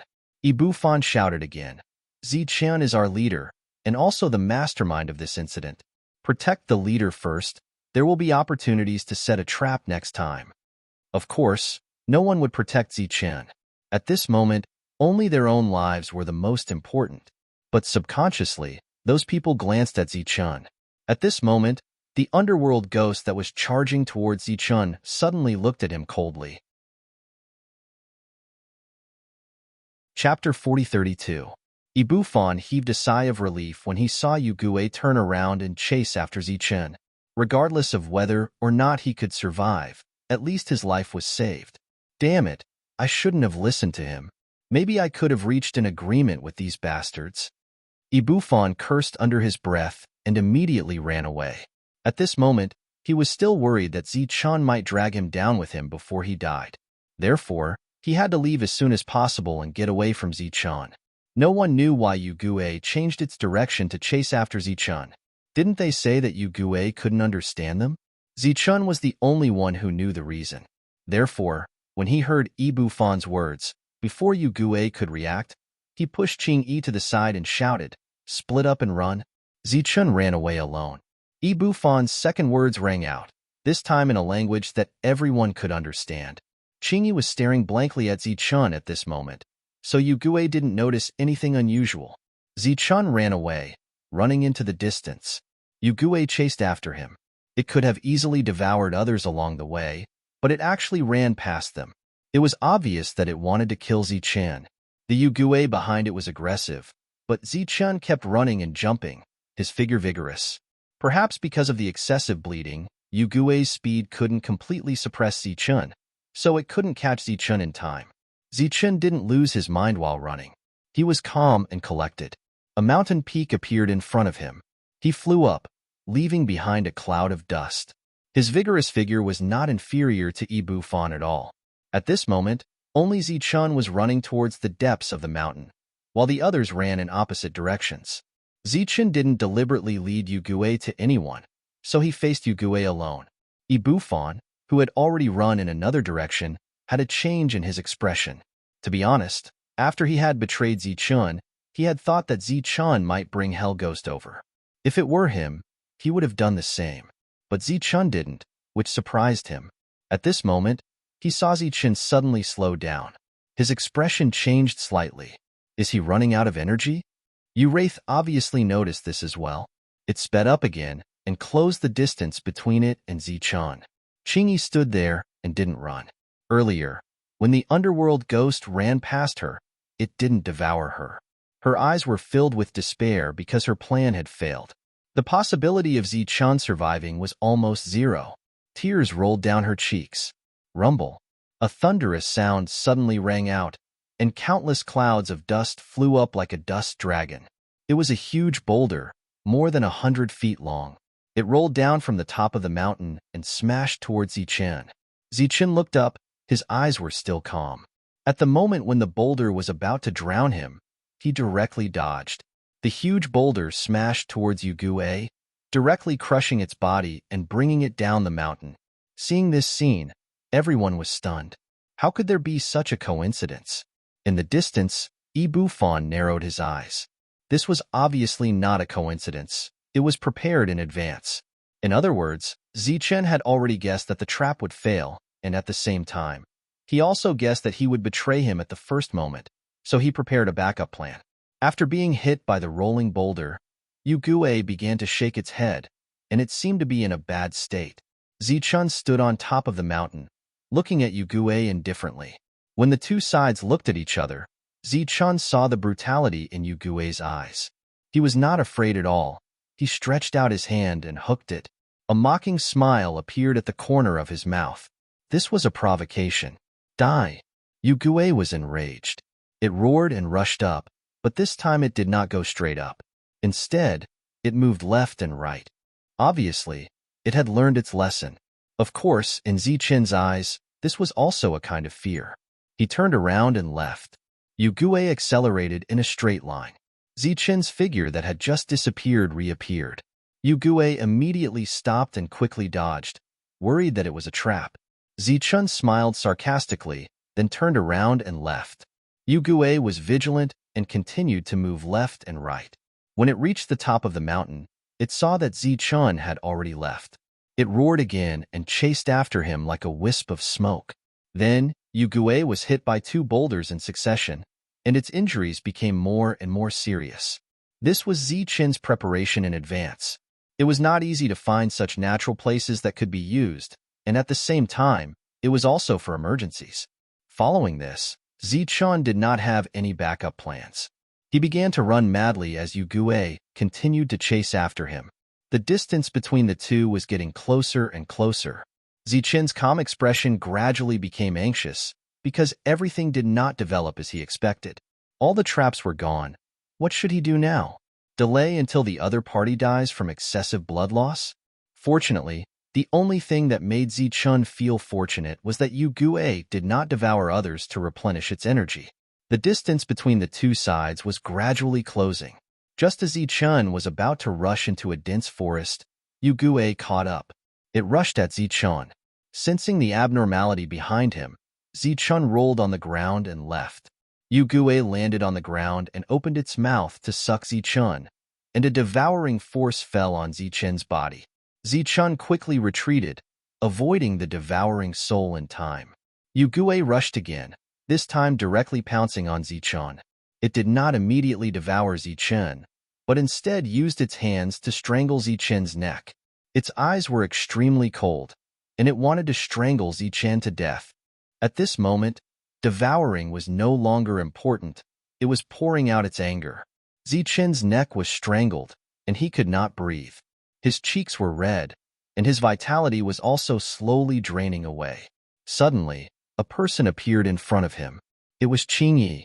She was holding a large rock in both hands and smashing it fiercely at the back of Yugue's head. With a bang, Yugue's body shook, and the hand that was strangling Zichun loosened a little. Zichun began to gasp for breath. At this moment, Yugue exerted its strength again, completely ignoring Qingyi behind it. Qingyi kept smashing the rock. Her eyes were full of anxiety, but it did not cause any damage to Yugue.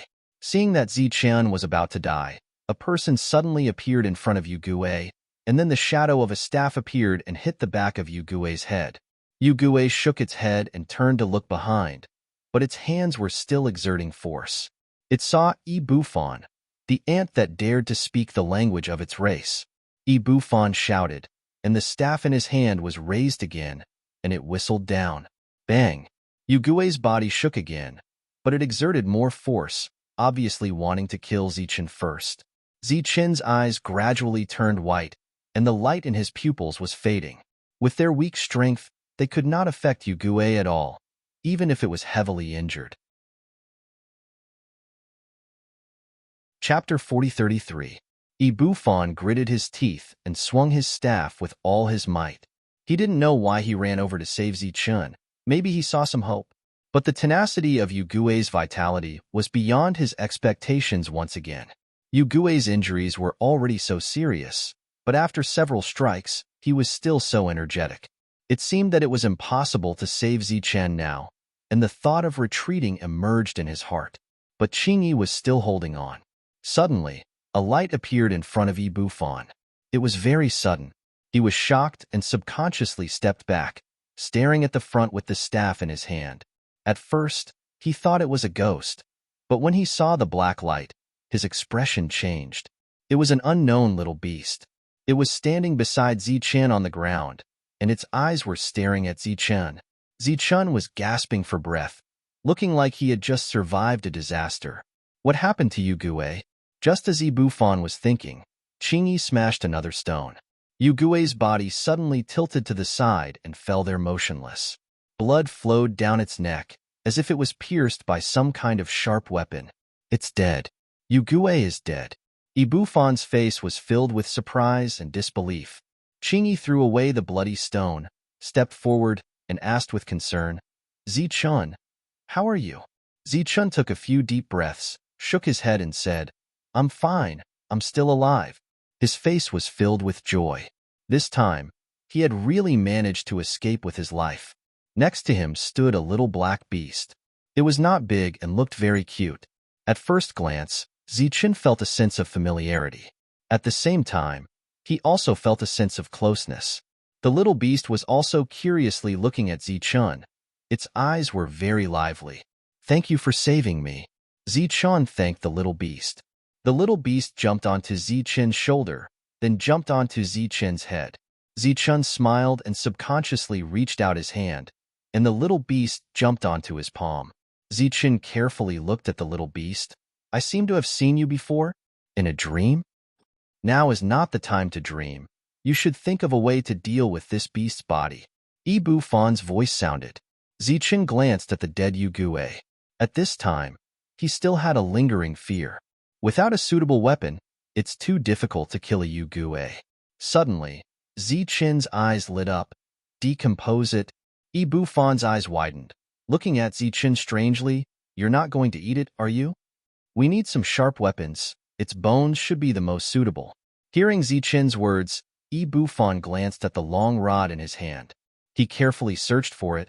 The material was excellent, but after the battle, there were many cracks on it, and it can only be used a few times.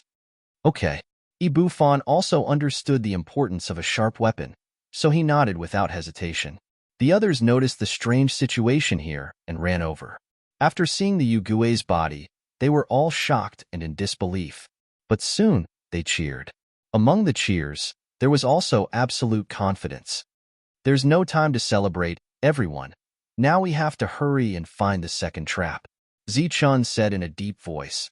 Once the Yugue finds out that one of them is missing, they may come to us soon. What do you need us to do next, Zichun? Just tell us. One of the strong men said. Yes, what do you need us to do, Zichun? Just tell us. The others also nodded. After this incident, everyone had absolute trust in Zichun. Tell me, what do you want me to do? Bufon threw away the long rod in his hand and looked at the Yugue's body. I need a good weapon now. We'll talk about the weapon later. Now, you and I will each lead a team to find a suitable place to set the trap. Once we find it, send someone to inform us. Zichun looked back at Qingyi and said, Qingyi, bring a few people to dissect the Yugue's body and leave all the bones. We need to polish the weapon? Qingyi nodded and quickly called a few people, and they were all old people, including Li Haoqing. The survivors were divided into 3 groups and began to do their job. Qingyi found some sharp stones and then began to dissect the Yugue's body. As the sky darkened, Zichun and Bufon returned with their men. There were many mountains here, and they had made new discoveries today. Zichun felt familiar with the unknown small beast, but it did not enter the forest and followed Zichun all the way. The small beast's body was not big, but it had a pair of sharp claws. The reason why the Yugue's throat was pierced by the sharp claws. Qingyi had already dug out all the bones of the Yugue's body and placed them together for Zichun and the others to choose from. As the leader in everyone's heart, Zichun was not modest this time. He picked a bone that looked like a big knife. Next was Bufon. He picked a large piece of beast bone that could be used as a heavy hammer. He waved it a few times, and with a whistling sound, he nodded with satisfaction. Holding the beast bone knife, Zichun walked to the side and began to sharpen it on a big stone. This natural beast bone still needs to be carefully polished to become sharper. As for the other beast bones, they were divided among everyone. Everyone followed Zichun's example and began to sharpen it. After a whole night, the bone knife was sharpened into a prototype. Zichun put away the knife and stood, looking into the distance. That was the place where the Yugue often came. He wondered if the Yugue would appear today. Leave a few people to stay here and report. The rest of you, follow me to set the trap. With yesterday's success, everyone was full of confidence in Zichun. No one had any objections and began to work according to Zichun's instructions. The Yugue's side did not seem to notice that they had lost one of their own. They did not appear for 2 days. Zichun set the trap during the day and sharpened the knife at night. The beast bone knife gradually became sharper. On the 4th day, the trap had begun to take shape. They could fight again, and this time, everyone had beast bone weapons in their hands, so they were more confident. On this day, the Yugue went deeper and deeper. When it was about to reach the end, it found its food. The food had left its original place. It was very angry and directly rushed forward. Zichun glanced at Bufon. There was no need for him to say anything. Bufon jumped down from the mountain peak. Chapter 4034. The boulder rumbled, bringing with it a cloud of dust. The ghost that had just rushed up was smashed down for the 3rd time. Bufon came to the top of the mountain. At this time, there was no one on the mountain. There were only 3 traps on the mountain. With the cooperation of Zichun, all of them were hit. The ghost roared and chased after him. Bufon fled down the mountain. At this time, Zichun had already brought people to the 2nd mountain. He was going to use the same method as before. The ghost was intelligent, but once angered, it would lose its mind. At the edge of the 2nd mountain was a steep cliff. After several traps were activated, everyone left from the sides. Zichun was hiding in the dark. He was the only one who stayed. The angry ghost often did not care about the things around it. It only had eyes for its target. Bufon came forward with the seriously injured ghost. When he was about to reach the edge of the cliff, he jumped without hesitation. The ghost was only 10 feet away from him. When it saw his suicidal action, it immediately stopped, but its body still moved forward. When it was less than a meter away from the cliff, it stopped. Below them was a cliff. Even if it fell down, it would most likely die without a doubt. But before it could cry out, there was a sudden movement behind it. Yu turned around abruptly and saw a person leaping up and kicking at it with both feet. At this critical moment, it could only raise its arms to block. Pong! The strong force made Zichun fall back to the top of the mountain, but the ghost fell to the cliff behind. At the bottom of the cliff, there were piles of rocks of different sizes. There was no soft ground. The ghost's body hit a big rock. Its back fell first, and with a crack, its waist was broken. Qingyi, who had been waiting for a long time, brought people with her with beast bone weapons. While the ghost was unable to move, she stabbed at its vital points. Zichun's little beast hid at the side, ready to attack at any time. Unsurprisingly, the ghost died under the attack of the soldiers. There was no breath left. On the mountain, Zichun heard the cheers from below and breathed a sigh of relief. The second ghost was dead. How is it? He lowered his head and looked down. Bufon grabbed a vine that he had prepared long ago and climbed up. I won't die. Standing up, he looked down and asked, How many are left? Zichun said, If nothing unexpected happens, there should be 3 more. Bufon's expression turned solemn. In other words, the 3 of them might have come together? Zichun nodded and did not deny it. If the death of the first shadow ghost did not attract their attention, then the disappearance of 2 shadow ghosts in a row was enough to attract their attention. The next time they appeared, it was very likely that all 3 of them would appear together. The 2 of them walked down from the mountain peak. Everyone had already begun to dissect the beast bones. Now, everyone knew the uses of the weapons. With the help of these bone weapons, the ghost had already been pierced beyond recognition. When Qingyi saw Zichun, she smiled and asked, Where should we place the next trap? The others also looked at Zichun, their eyes filled with anticipation. Zichun had not decided yet because the next preparation was no longer to deal with 1 shadow ghost, but 3. And unlike the previous 2 times, the shadow ghosts this time might be at their peak and not at their peak. No matter what, they had to think of a way. 2 days later, before Zichun was fully prepared, the shadow ghosts came, and 3 of them at once. One of them was the one who had communicated with Bufon. It shouted, Bastard! Come out! Zichun and Bufon looked at each other and saw the seriousness in each other's eyes. Zichun clenched the bone knife in his hand and said in a deep voice, We have to separate them so that we can defeat them one by one. How do we do that? Bufon's face was a little ugly. The 3 of us will take 1 each. I will be responsible for stalling for time. The 2 of you must finish it quickly. Zichun said in a deep voice. The little black beast will follow Qingyi and help kill the enemies at the critical moment. After Zichun whispered the order, the little black beast jumped onto Qingyi's shoulder. Bufon looked at Zichun with a surprised expression. Usually, he was the one who attracted the shadow ghosts to stall for time. He did not expect that Zichun would take the initiative to do it this time. Let's do our best. Zichun did not explain. Instead, he stood up and ran to the side. He was the only one left. This was no doubt very dangerous, but it was also a choice because Zichun did not trust Bufon. Although Bufon worked hard to kill the enemies, he would always choose to betray them at the critical moment. What if Bufon couldn't withstand the pressure and brought Yu over when he and Qingyi were at a critical juncture? Everything would be over. After Zichun appeared, he threw a stone at the shadow ghosts to provoke them. This angered one of the shadow ghosts, and it chased after Zichun. After the shadow ghosts left, Bufon stood up and sneered, Why are you looking for me? Without waiting for the shadow ghosts to respond, he turned and ran in another direction. That's him. I'll go catch him. The underworld ghost that had interacted with Bufon attacked Bufon. The last one naturally chased after Qingyi, who deliberately showed herself. Zichun, who was running, felt the movement behind him and his face gradually became ugly. Everything was as he expected. The 3 shadow ghosts that came here were at their peak, and their speed was much faster than before. The distance between the two of them was being pulled closer and closer. Originally, Zichen wanted to take them to the top of the mountain and see if he could use the power of the stone to slow them down. As for killing them, Zichen did not think about it. At least, he did not think about it for the time being. However, after feeling the speed of the shadow ghosts, Zichen gave up on this idea and directly entered the jungle.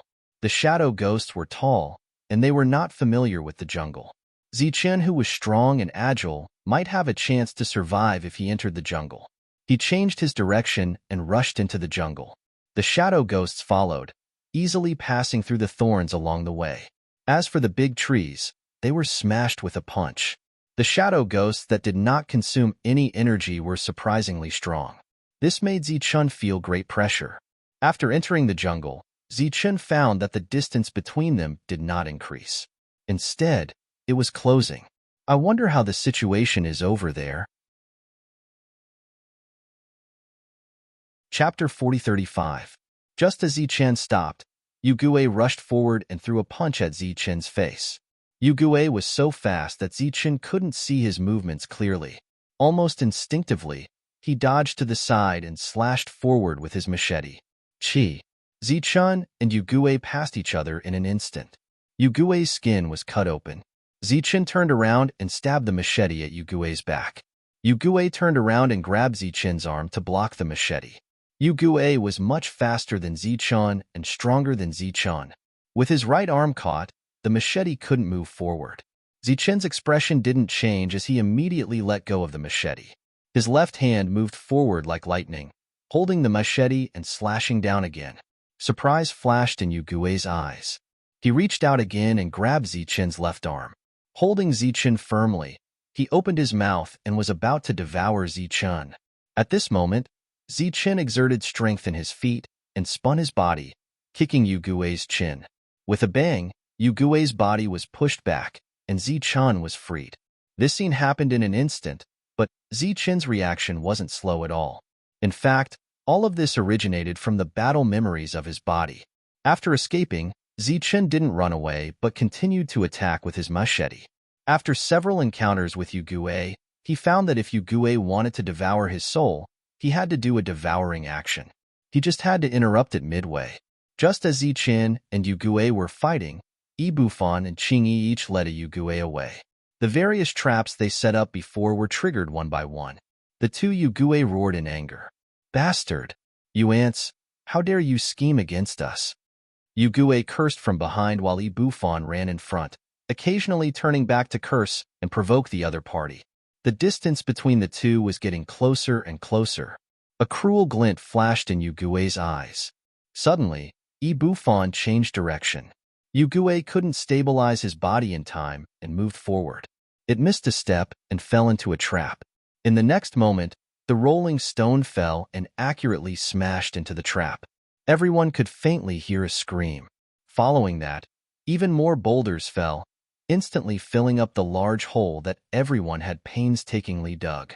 In the large pit, there were many sharpened beast bones and thin tree trunks. This was one of the traps. Ibufan gasped for breath. Luring the underworld ghost to this place required not only physical strength but also precise calculations. His energy consumption was not small. He glanced into the distance. At this point, everyone was bound together in life and death. As long as the underworld ghost was alive, everyone had to die. Hence, he couldn't be selfish even if he wanted to. Leave a few people here to keep watch. The rest of you, follow me. Ibufan shouted, then turned around and left. He was heading towards Qingyi's direction. Everyone would first work together to kill the dark ghost here, then help Zichen. At this moment, Qingyi was also scheming against Yugue. The little black beast that was on her shoulder earlier hid in her bosom. One trap after another was triggered, injuring the underworld ghost. In fact, these injuries were nothing to the underworld ghost. Zichen's purpose of setting these traps was to provoke it.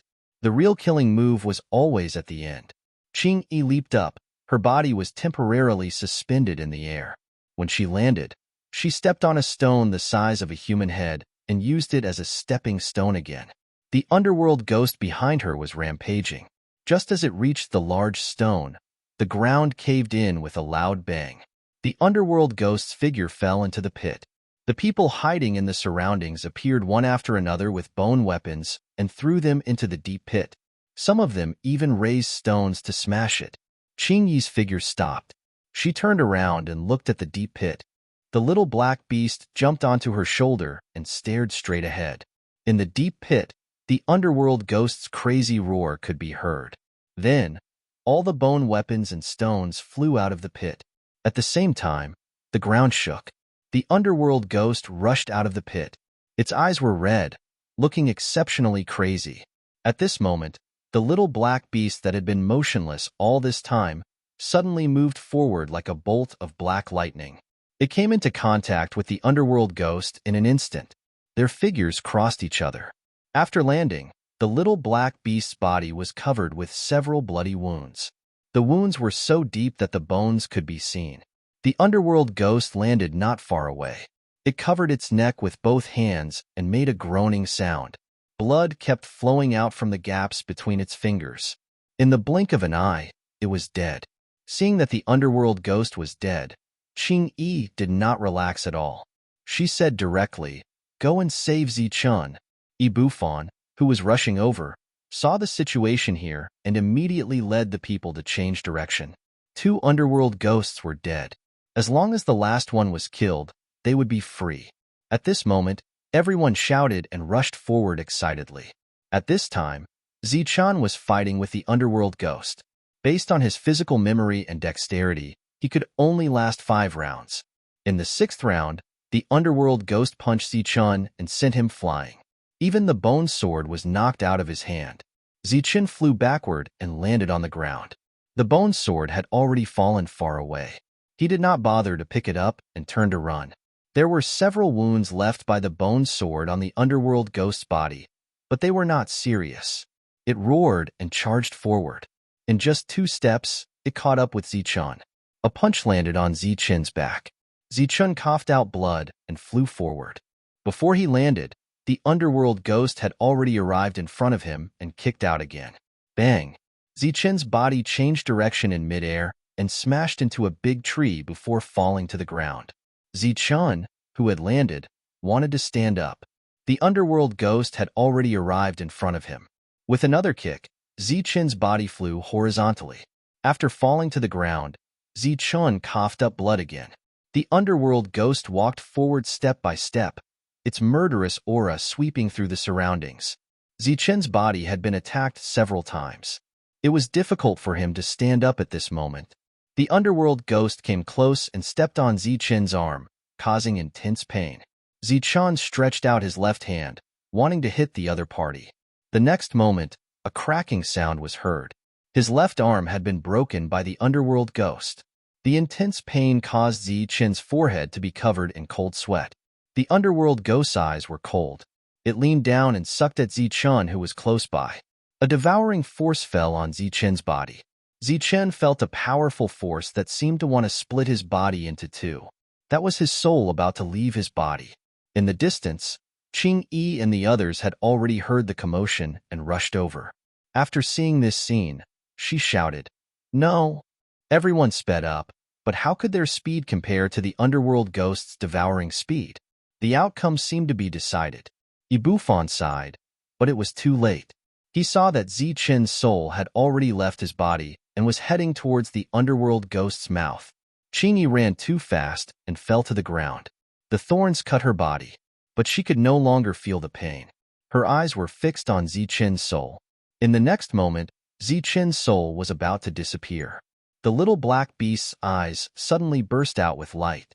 At the same time, Zichun's soul that was about to be devoured suddenly released a strong light. The soul that was about to shrink seemed to turn into a soul light ball and return to Zichun's body. Then, a powerful gust of wind appeared. With Zichun as the center, a powerful devouring force appeared between heaven and earth.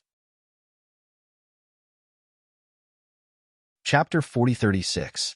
Everyone thought that Zichun was going to die, but they didn't expect that something would happen at this critical moment. Zichun's body glowed like a god of war. His aura suppressed Yu Gui's. The devouring power that fell on his body could no longer cause him any harm. Yugue's eyes changed because the food in front of it gave it a strong sense of danger. Everyone in the distance was shocked. The light on Zichen's body was so bright that many people couldn't open their eyes. Zichen felt power.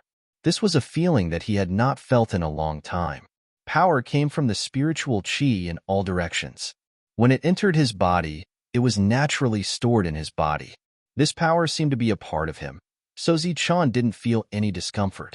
At the same time, a sense of power emerged from his heart. Yugue was also shocked by the scene in front of it, but when it felt a strong sense of danger, its eyes were filled with cold killing intent. It regretted that it didn't end the battle quickly when it tortured Suchan. It opened its mouth again, and a devouring power fell on Zichen's body. Zichen, who was still immersed in the feeling of power, felt the devouring power. He gently waved his hand, and a light of power flowed from his palm, and the devouring power disappeared. The underworld ghost was stunned. If its previous failure was due to the mutation, then this failure to devour was simply unbelievable. At this moment, a sharp whistling sound rang out. It was Zichen's fist. The fist hit Yugue's chest, and the powerful shock wave sent Yugue's body flying. Zichen looked at Yugue, and a smile appeared on his face. He didn't know what was going on, but he vaguely remembered that he had a similar power before, so he was no stranger to it. With a light tap of his foot, Zichen jumped up and came to Yugue's side. In the next moment, he attacked Yugue's head with lightning speed. The roar sounded again. It was as if a thunderclap had exploded. A powerful aura spread out in all directions, rolling up countless leaves in the forest.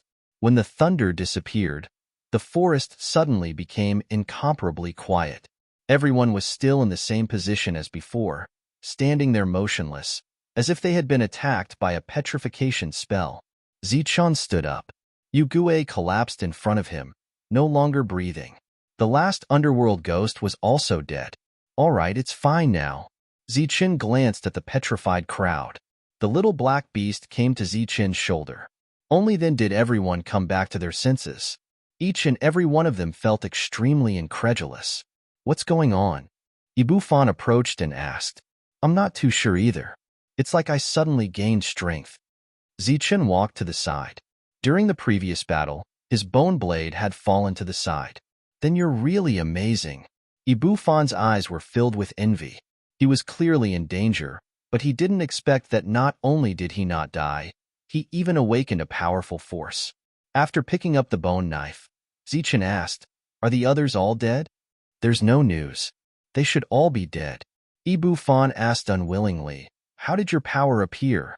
There's an ancient legend in this world. Li Haoqing walked over and took over the conversation. Everyone turned to look at him with curiosity in their eyes. What legend? Zichen asked. It's a legend that has been passed down for a long time, but no one has ever believed it. Li Haoqing paused slightly, as if he was considering his words. In the legend, there will be a great hero who will suddenly awaken a powerful force and lead us to fight against the ghosts of the world, allowing us to stand up and no longer be persecuted. Why don't I know about this legend? Old man, you're not making this up, are you? Ibufan looked at him with suspicion. Not many people know about this legend. I only know because I've lived long enough. However, this is only a legend. No one believes in it because no one knows what awakening power means. Li Haoqing glanced at Zichen. No one knew about it before, but now they knew. The previous scene was Zichen awakening his power. Ibufan looked at Zichen from head to toe. You're that hero? Zichen took the bone knife and returned to the ghost. Let's deal with these things first. He began to dissect the ghost. He had never dissected it before, but his technique was very skillful. Ibufan took his weapon and squatted down beside Zichen. Zichen, tell me how you awakened your power. Zichen glanced at Ibufan. Ibufan said, I think the hero they're talking about should be me. I believe I can awaken my power too.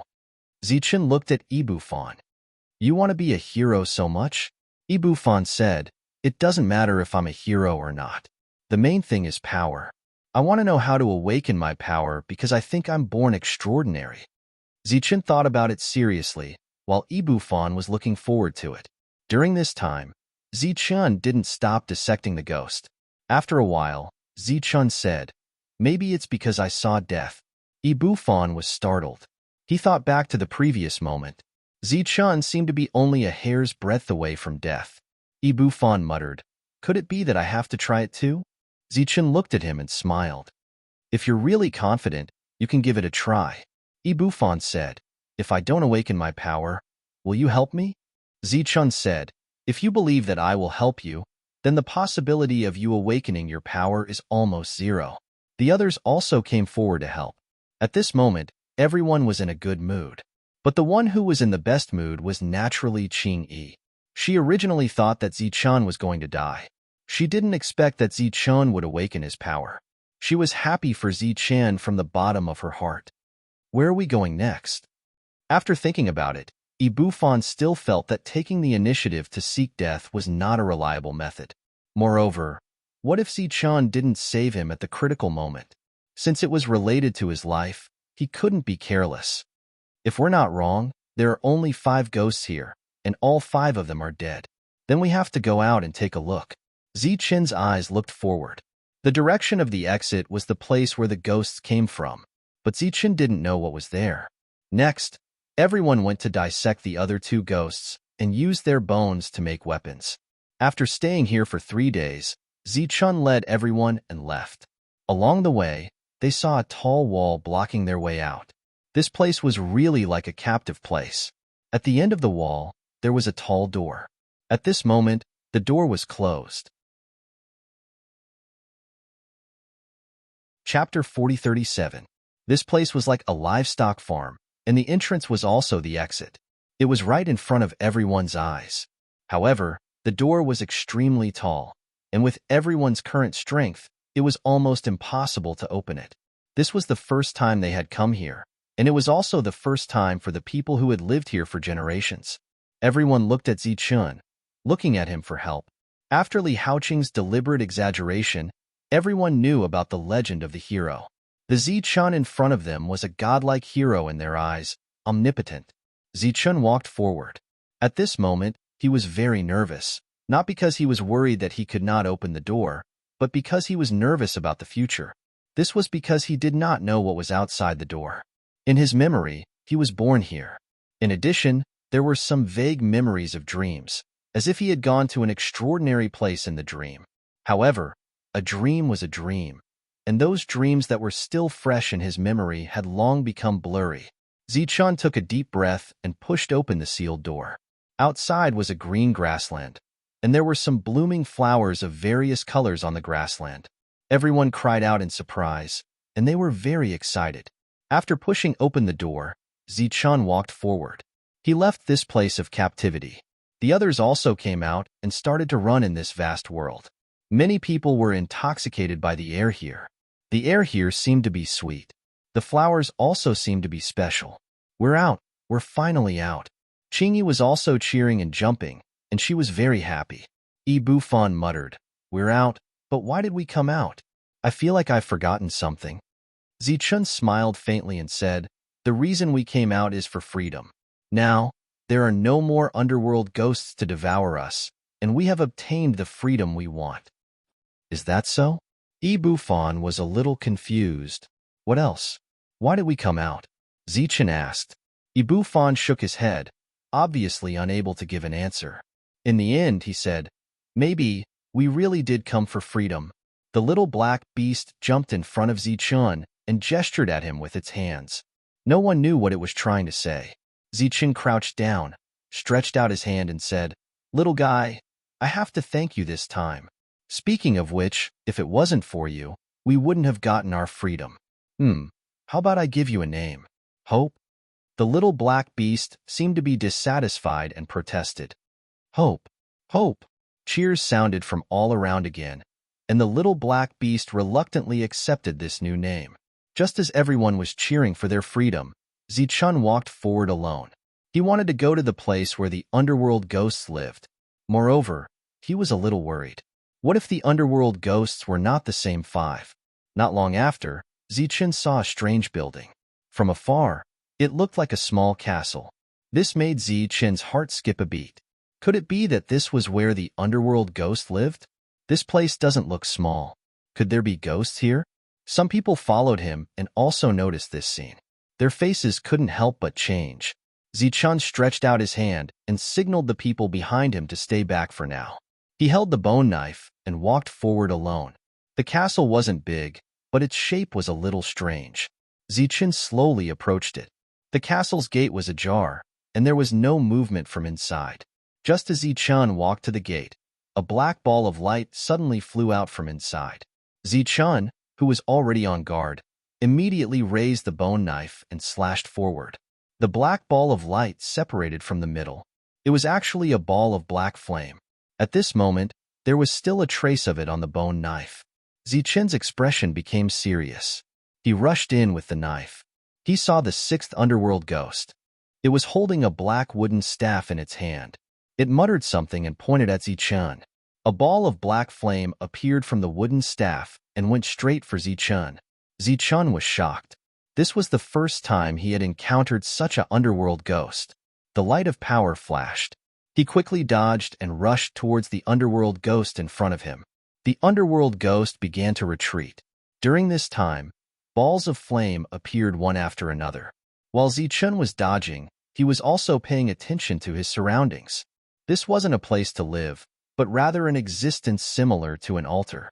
There were some stone pillars around, and there were engravings on the stone pillars. At this moment, the underworld ghost had already retreated to the altar. He was shocked by Zichun's power. In the next moment, the altar lit up, and a powerful aura emerged from it. Zichun only felt an indescribable pressure on his body. It was like when he was devoured. Under this pressure, he almost couldn't control his body. After seeing Zichun's change of expression, the underworld ghost holding the wooden staff on the altar couldn't help but smile. You actually awakened your power. Very amazing. It raised the wooden staff, pointed at Zichun, and said coldly, "But you still have to die." A straight beam of light went straight towards Zichun. The bone saber blocked the ray of light. How is this possible? Under the pressure of God, how can you move freely? Seeing Zichun blocking the light, the underworld ghost's face showed a touch of surprise. God. Zichun's body glowed as he resisted the pressure and walked forward. Not to mention just a wisp of pressure. Even if the God you speak of personally came, I would still slay God. This was the first time Zichun spoke in the underworld ghost language. This made the underworld ghost even more frightened. Zichun raised the bone sword, tapped his foot, and rushed forward. The underworld ghost raised the wooden staff. The staff lit up and protected him.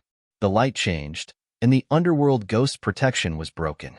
Zichun stood behind the underworld ghost, standing on the altar. The underworld ghost behind him had a slanted sword mark on its body. It looked down at the sword mark and fell down in disbelief. The blood dyed the altar and filled the runes. The runes around the altar seemed to absorb the blood and became even brighter. Zichun stood on the altar as if he was bathing in the sun. A warm power entered his body. Hearing that there was no more fighting inside, Qing-Yi and Yi Bufan cautiously walked in. Seeing Zichun standing on the altar and the underworld ghost on the ground, their expressions changed. "Come here quickly." Zichun saw the two and shouted, "This place seems to be able to condense power on its own." Yi Bufan's eyes lit up and immediately walked up. Qing-Yi followed behind. The two walked up the altar one after the other, making the small altar a little crowded. Then, the light of power gathered around the two of them, and their bodies also lit up. "Power! I feel power!" Yi Bufan shouted excitedly, "I am a hero, the hero of the legends." Chapter 4038. The smile on Zichun's face disappeared as he stared blankly ahead. What appeared from the ripples was a black piece of armor that looked like a black tortoise shell. It floated in front of Zichun and looked very extraordinary. Zichun hesitated for a moment before reaching out to take it. The armor was slightly cool to the touch, but there was nothing special about it. Looking at it carefully, there were some incomplete lines on it. Zichun didn't know what it was. Just as he was looking at it curiously, the changes in the surroundings suddenly stopped. The altar castle began to shake as if it would collapse at any moment. Smoke and dust fell from it. Let's go, Zichen shouted and immediately pulled Qingyi to the door. But after a few steps, he saw that Ibufan was not moving. Let's go. I can feel my power growing. Ibufan's whole body was glowing as he bathed in power. Zichun was speechless. Is your life more important, or is your power more important? After saying that, he ignored Ibufan and pulled Qingyi to run. Just as he rushed out of the castle behind him collapsed. Ibufan also ran out amidst the smoke and dust. Obviously, power was very important to him, but his life was more important. Why did it collapse all of a sudden? Ibufan said gloomily. If this continued, his power would continue to grow without limit. Look in front of you. Zichen's eyes were looking in front of them. That was the direction they came from. Ibufan turned around and saw the towering wall that had been there for God knows how long. This wall had been there for as long as he could remember, and he didn't know how long it had been there. He didn't expect it to start collapsing today, just like the castle behind him. What's going on? Why did it collapse? Ibufan asked in confusion. Zichen looked back at the altar castle behind him and said, maybe it's because of it. Ibufan didn't dwell on this matter. Now that he had power, he was in an exceptionally good mood. Haha, it's exactly the same as in my dream. Ibufan laughed as the light of power surrounded him. From now on, I am your hero. When the surrounding people saw the problem, their eyes were filled with envy. Awakening his power meant that he had the means to fight against the underworld ghost and no longer had to fear it. The underworld ghost had been killed, and the wall had collapsed. Everyone had truly regained their freedom. However, there was another problem that everyone had to face. What should they do in the future? For a moment, many people were in a dilemma, not knowing how to choose. I will continue to head to other places. There are still many people in this world waiting for us to save them. Ibufan puffed out his chest and said, if everyone is going through hardships, then I am the hero who is born. I have the duty and responsibility to save them. Zichen wasn't moved by Ibufan's generous words. Instead, he looked at Qingyi. Previously, Qingyi had also awakened her powers. She had the right to choose her own future. Qingyi said, maybe we should go deeper. Zichen nodded. He had no objections. The others also cheered and expressed their willingness to follow, but there were still some who decided to stay, wanting to live a stable life here. Since everyone had decided to move forward, Zichen naturally didn't have any objections. Some people stayed. Some people were willing to follow Zichen. After a short pause, the group was divided into two groups. All of you will follow me from now on.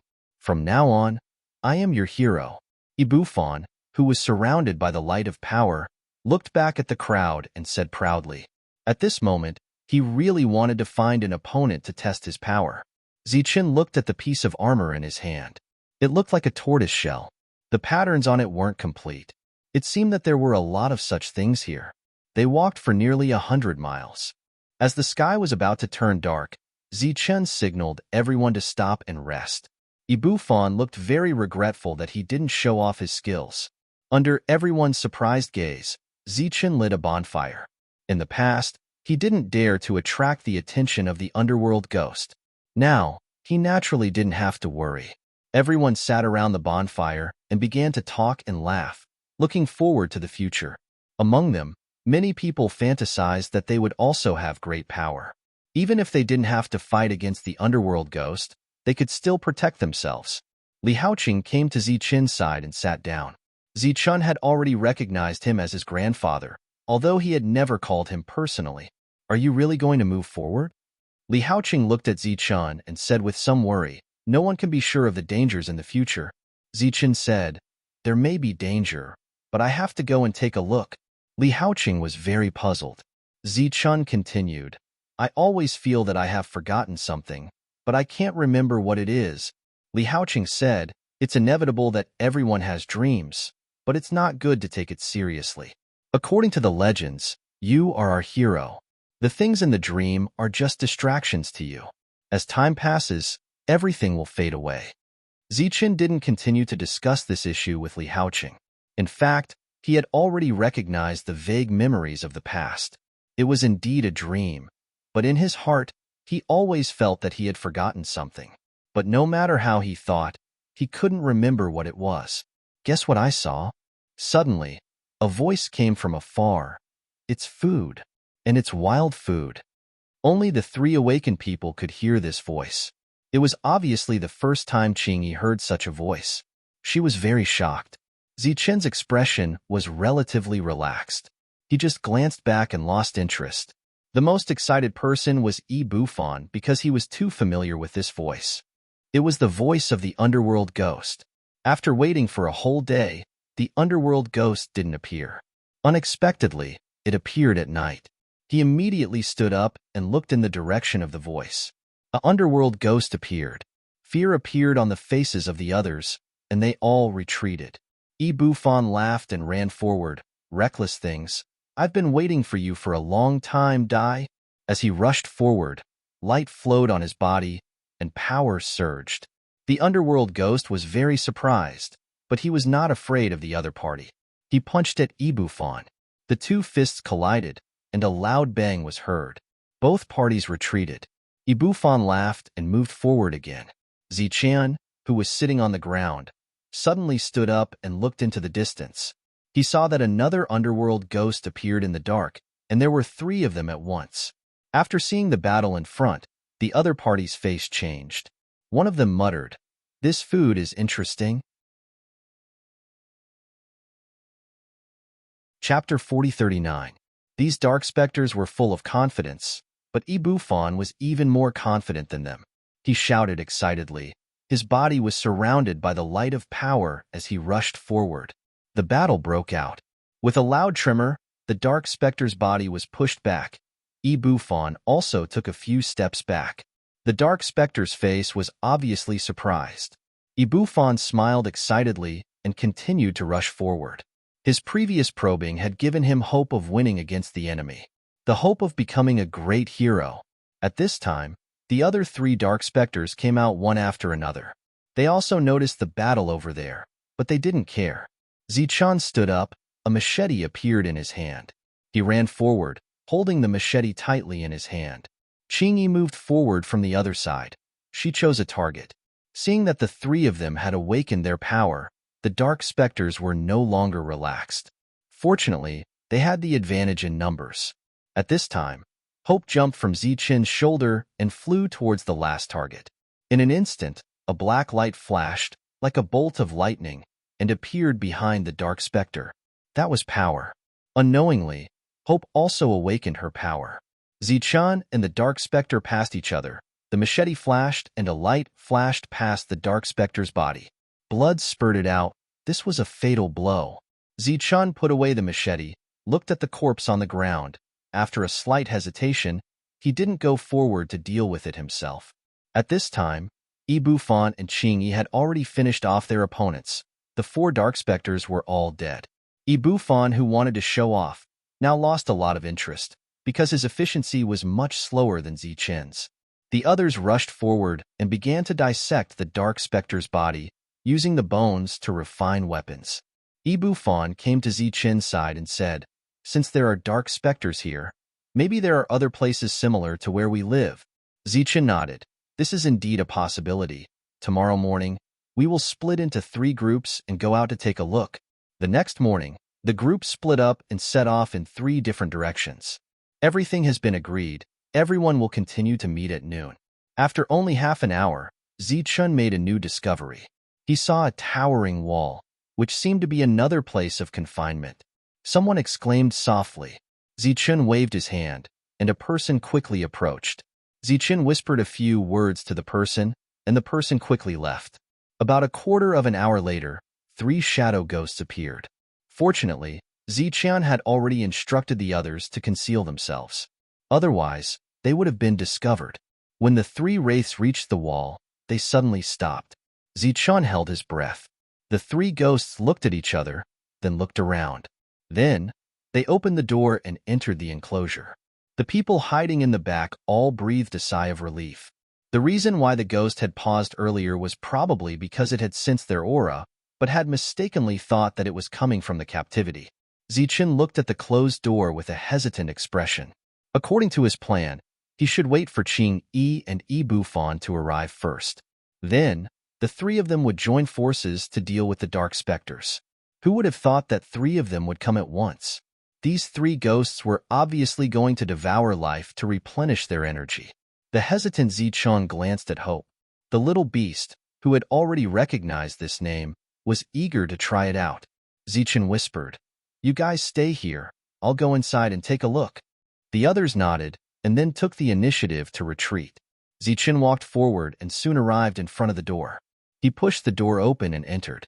After entering the enclosure, Zichun found that it was larger than the area they were in, and the walls were taller. He glanced at Hope and asked, "Can you determine their direction?" Hope couldn't speak, but it could understand Zichun's words. It could also use gestures to express itself. It pointed forward. Zichun began to speed up. Just as he stepped onto a mountain, Zichun heard a scream of horror. Looking forward, the three ghosts were like hungry wolves chasing a flock of sheep, following the humans. Some of them had already been devoured. The others were running away in fear. Zichun took a deep breath. His eyes gradually turned cold. He clenched the bone blade in his hand and rushed down the mountain. "Bastards!" he roared, his voice exploding like thunder. This roar immediately attracted the attention of Yugue. It also attracted a lot of people's attention. The three ghosts turned around, and when they saw an uninvited guest, their expressions changed slightly. A woman with a child in her arms, who had just survived the disaster, ran away in fear the moment the ghost stopped. Zichun ran over, the bone blade in his hand flashing. "Bastards, come and die!" His voice rang out again, but this time, it was in a language that Yugue could understand. The three ghosts were angry. They gave up their original target and rushed towards Zichun. Zichun's gaze fell on the three ghosts. They were in different positions, one in front and one behind. Zichun locked onto the one closest to him and sped up. Hope stood on his shoulder, also ready to attack.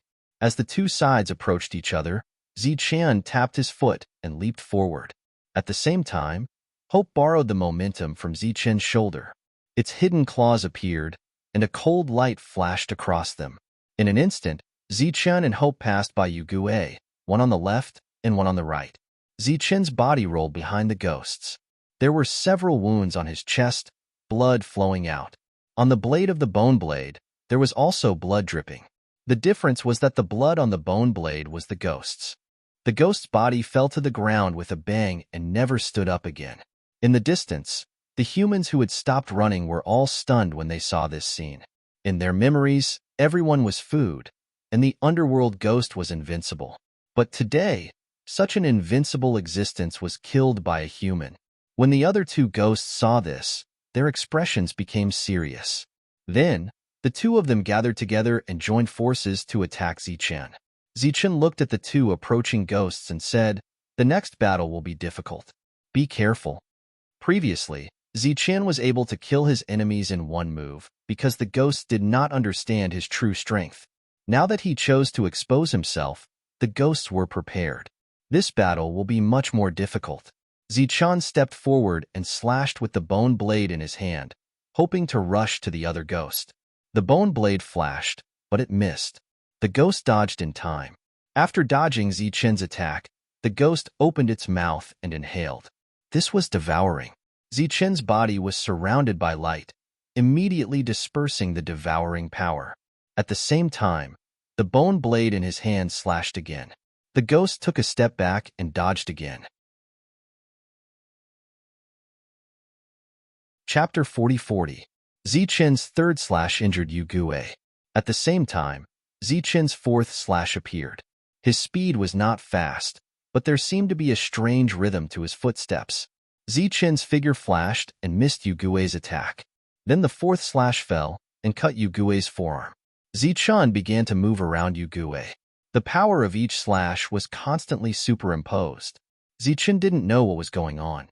It was as if when he was fighting with the ghost, his body naturally did this kind of action. Moving forward, rushing, dodging. All of these seemed to be subconscious movements. It was as if his body had made these movements countless times, so much so that his consciousness could not keep up. Chi. Under Zichun's strange performance, more and more wounds appeared on Yugue's body. Yugue roared again and again, but it could not do anything to Zichan. In the distance, the survivors who had escaped earlier all gathered together at this moment. They were shocked to see the battle in front of them. The human with the bone knife was very agile. The powerful Yugue could not do anything to him. At the same time, the strange little beast also showed its extraordinary means. It beat Yugue until he could not do anything. Zichan did not know what was going on, but under his continuous attacks, Yugue in front of him clearly lost his balance and direction.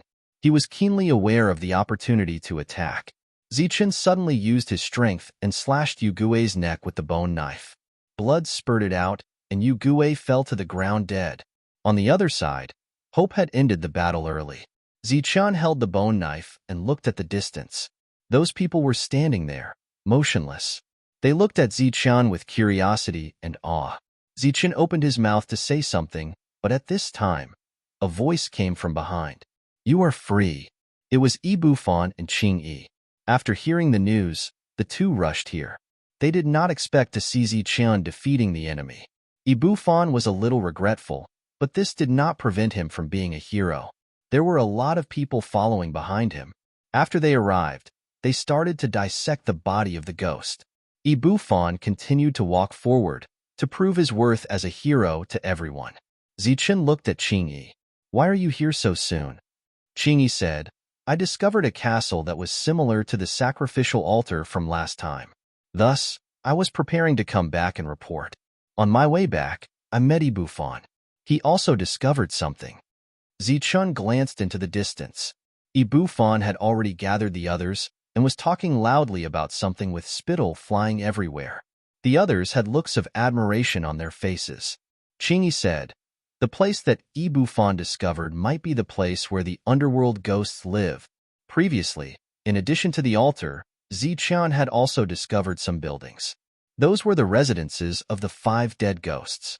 They had built houses and did not live in caves. "What are your plans?" Qingyi looked at Zichan. Zichan said, "Let's go to the place where the underworld ghosts live first. After that, we'll deal with the abnormality at the altar." After bragging, Ibufan brought everyone over. The number of people here was much more than their group.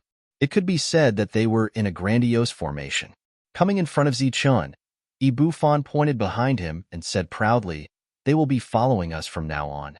If there's anything you need, just tell me quickly." At this time, many people were curiously watching Zichan's team dissect the bones of the underworld ghosts. A quarter of an hour ago, the underworld ghosts were invincible in their hearts. They did not expect that in just a quarter of an hour, they would become corpses. Moreover, that guy named Ibufan even said that he would lead everyone to kill the other underworld ghosts and give them a real world of freedom. Zichan said, "There are some questions that we need to ask. We need to know more about the underworld ghosts here, such as their numbers." Although Zichan's team, including Hope, had 4 awakened ones, this place of captivity was very large. Perhaps the number of underworld ghosts here was very high. This was very important information, but unfortunately, after Zichan asked, no one could give him an answer. No one had paid attention to this problem. In fact, they did not even know that the underworld ghosts looked different from other underworld ghosts. If they don't want to resist, they won't care about this kind of thing. Qingyi said lightly, "Let me go over there and have a look." "I'll go with Hope." Zichan said, "Hope's body is small. Maybe we can go deeper and investigate." Ibufan led everyone away from this place. Zichan, on the other hand, headed towards the location provided by Ibufan. As they neared, they saw a lot of buildings. Roughly estimating the number of hell ghosts here, it was several times more than the place they were at before. Zichan hid in the dark and signaled Hope to go and investigate more accurately. Hope turned into a shadow in the dark and quickly disappeared from Zichan's sight.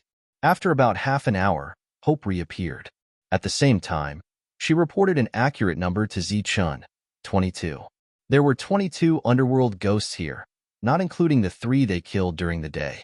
Zichan suspected that the 4 underworld ghosts from yesterday also came from this place. Zichan planned to go back and discuss with the others before making a decision. Unexpectedly, just as he was about to leave, Hope tugged at the corner of his clothes. At the same time, She stretched out her sharp claws and made a throat-slitting gesture. Zichen's expression changed slightly. You mean, we should go now? Hope nodded. Zichen was a little hesitant. Hope gestured again. This time, Zichen understood. All the underworld ghosts were sleeping. Obviously, this was the best time to make a move. It made sense. According to the information Zichen had obtained so far, the underworld ghosts were invincible in this place. They had almost no natural enemies, so of course, they would not be vigilant of things around them. During rest time, it was normal that no one would keep watch. After a little consideration, Zichen decided to trust Hope. He crouched down, gripped the machete tightly, and followed Hope in the dark. He entered a room and heard the sound of snoring. Without hesitation, Zichen went forward and slit the person's neck with the machete. Zichen walked past one building after another like a ghost in the night. Not long after, the faint smell of blood wafted out. Everything was going smoothly. Just as Zichen thought that maybe tonight, he might be able to kill all the underworld ghosts in this place, Hope suddenly pulled him back. Zichen glanced at Hope. She seemed to have noticed something, so Zichen quietly retreated and hid in the darkness. Zichen held his breath and did not make any sound. Chapter 40-41. A faint smell of blood permeated the air. Zichen hid in the dark and saw a black shadow pass by him. There was no sound. If it wasn't for Hope's warning, Zichen would have been discovered by the other party. It was a person, a stranger that Zichen was sure he had never seen before. But why would such a stranger come here at this time? Zichen was puzzled. But soon, Zichen discovered that there was more than one person. Daring to sneak into the place where the ghosts lived, Zichen guessed that these people were all awakened ones. He had always thought that the three of them were the only awakened ones in this area. Not knowing the temperament of the other awakened ones, Zichen was ready to retreat. Suddenly, there was a roar. It was one of the awakened ghosts. Then, more ghosts woke up. There was the sound of fighting. Zichen saw the flowing light of power. Those who sneaked in were all awakened ones. This surprised him. But there were strong and weak ones among the awakened ones. Zichen vaguely saw one of the awakened ones being knocked to the ground and then swallowed by the ghost. After swallowing the awakened one, the ghost's power became stronger, and its whole body emitted a bright light. This obvious power made Zichen's expression change. The others saw that the situation was not good and immediately began to retreat. The glowing ghost let out a commanding roar, and the other ghosts chased after them. Some of the rooms were quiet. The ghost cursed angrily. How dare they not listen to its order? It shouted that it wanted to find these dead pigs to settle accounts. Zichen began to retreat. He didn't want to encounter such a powerful existence. While retreating, Zichen noticed that the few people who were running away were surrounded and were in danger. Although they had ruined his plan, they were still awakened ones. If he didn't help them now, they would all die when the powerful ghost spirit approached. Moreover, the ghost would grow stronger and become an unparalleled existence. Zichen approached from the dark and appeared like lightning. The bone sword in his hand drew a light. Chi. A ghost's throat was cut open, and it fell to the ground with its head raised. When the other ghosts saw this, they all turned around vigilantly. Zichen's figure had already disappeared from the other side. While he was in a daze, the awakened ones all left. The specters glanced at the corpse on the ground. They seemed to be frightened and did not immediately pursue. After taking action, Zichen did not meet up with the awakened ones. Instead, he returned to the agreed-upon location. Seeing that Zichen had returned, Qing-Yi and Ibufan immediately went up to greet him. For safety reasons, they didn't light a bonfire and didn't even communicate with each other. The surroundings were very quiet. "What's the situation?" Ibufan asked. Zichen told them what he had seen and heard. When they learned that there were more than 20 dark ghosts there, both of them were shocked.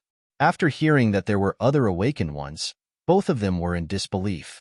Qingyi said, "It seems that we are not the only ones who have awakened. Since there are other awakened ones in this world, it might be a good thing for us."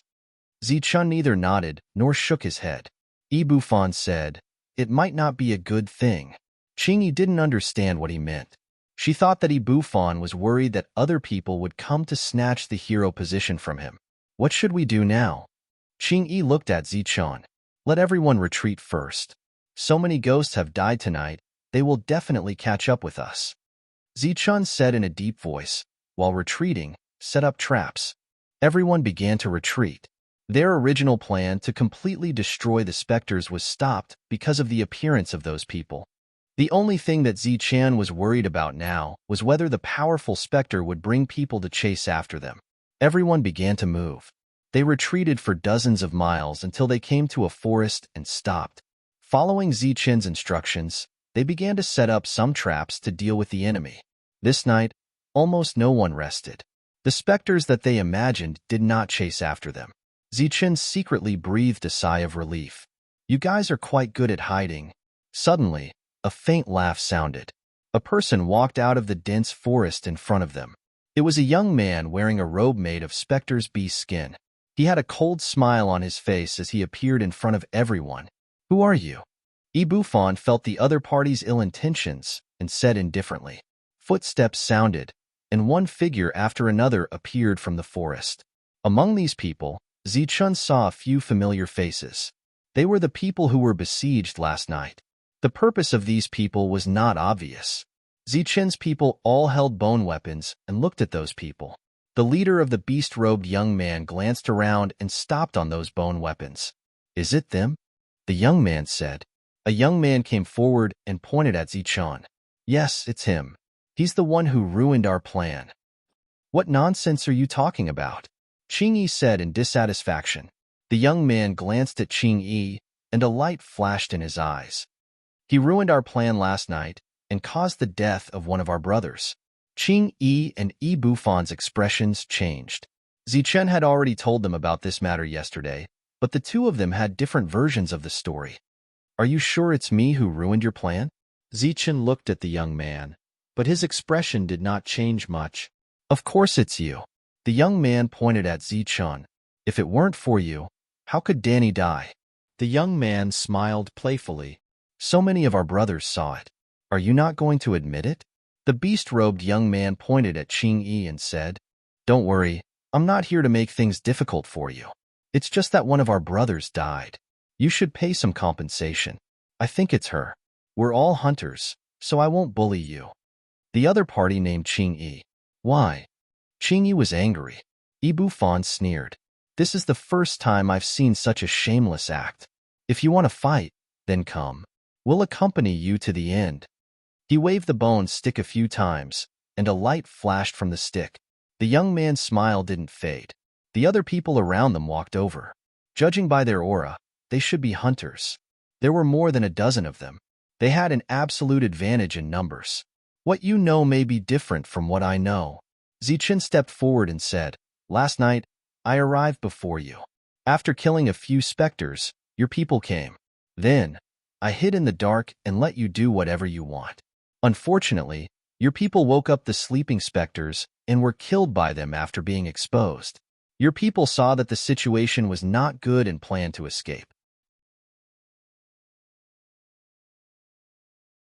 Chapter 40-42. As soon as he said that, the expressions on their faces became unnatural. The young man even shouted angrily, Nonsense, nonsense. You know very well whether it's nonsense or not. Zichun said calmly, If you guys didn't suddenly appear, I would have killed all the underworld ghosts by now. Speaking of which, you guys were the ones who ruined my plan and exposed my identity. Well, I haven't gone to look for you guys yet. I didn't expect you guys to come looking for trouble first. Bufon looked at the young man proudly, his eyes filled with provocation and pride. He seemed to be saying, What do you have to say now? The smile on the young man's face froze. Is that true? Everyone lowered their heads. Only the young man said loudly, Nonsense, he's talking nonsense. Those underworld ghosts were killed by us. The young man's face became gloomy, as if he didn't need to tell the truth anymore. He said angrily, Slap your mouth. With a simple sentence, the young man didn't dare to argue anymore. He began to slap his own mouth. The sound was very loud. When the young man looked back at Zichun, a smile appeared on his face again. Looks like this is a misunderstanding, just a misunderstanding. My name is Carterman. How should I address you guys? Carterman's attitude changed so quickly that it was out of Zichen's expectation, but his character of being able to admit his mistake was not bad. Zichen, what about you two? Carterman looked at Ibuffon and Qing Yi. After the two introduced themselves, Carterman laughed and said, "Misunderstanding. People say that they don't know each other until they fight, but we don't know each other until there's a misunderstanding. You guys fought against the underworld ghosts for the underworld ghost devouring armor, right?" Underworld ghost devouring armor? Zichun was puzzled. It was also the first time Ibuffon and Qingyi heard this strange name. What? You guys don't know? After taking in the expressions of the three of them, Carterman was slightly stunned. Zichen shook his head, indicating that he knew nothing about it. Carterman explained, "The underworld ghost devouring armor is the fastest shortcut for us to get the underworld ghost devouring technique. Once we get the underworld ghost devouring armor, we can become like the underworld ghosts and have the ability to devour everything." Oh, this was the first time Zichen had heard of it, so he was a little curious.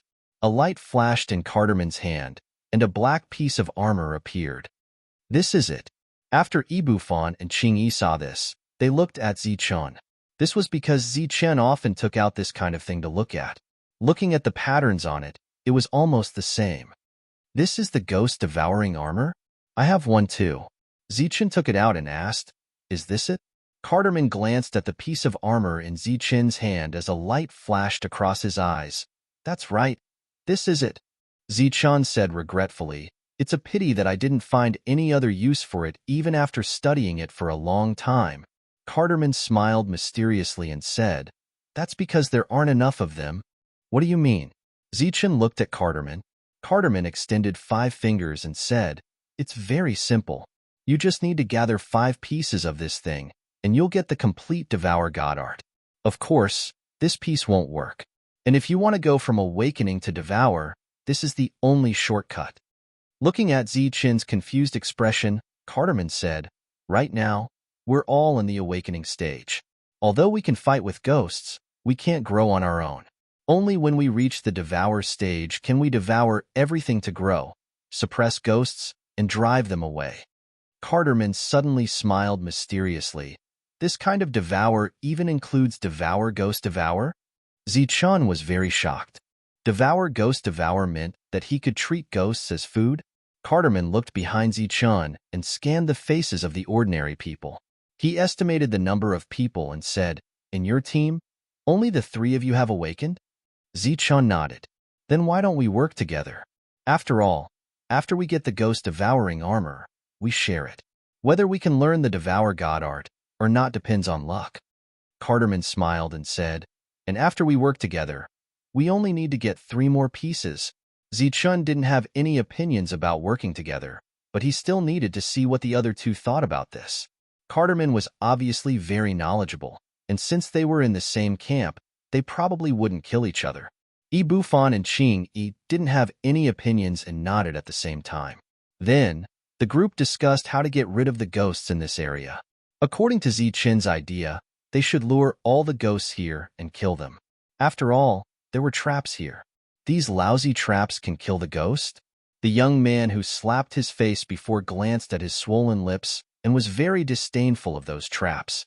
Of course, before we awakened, we used these traps to kill a few ghosts.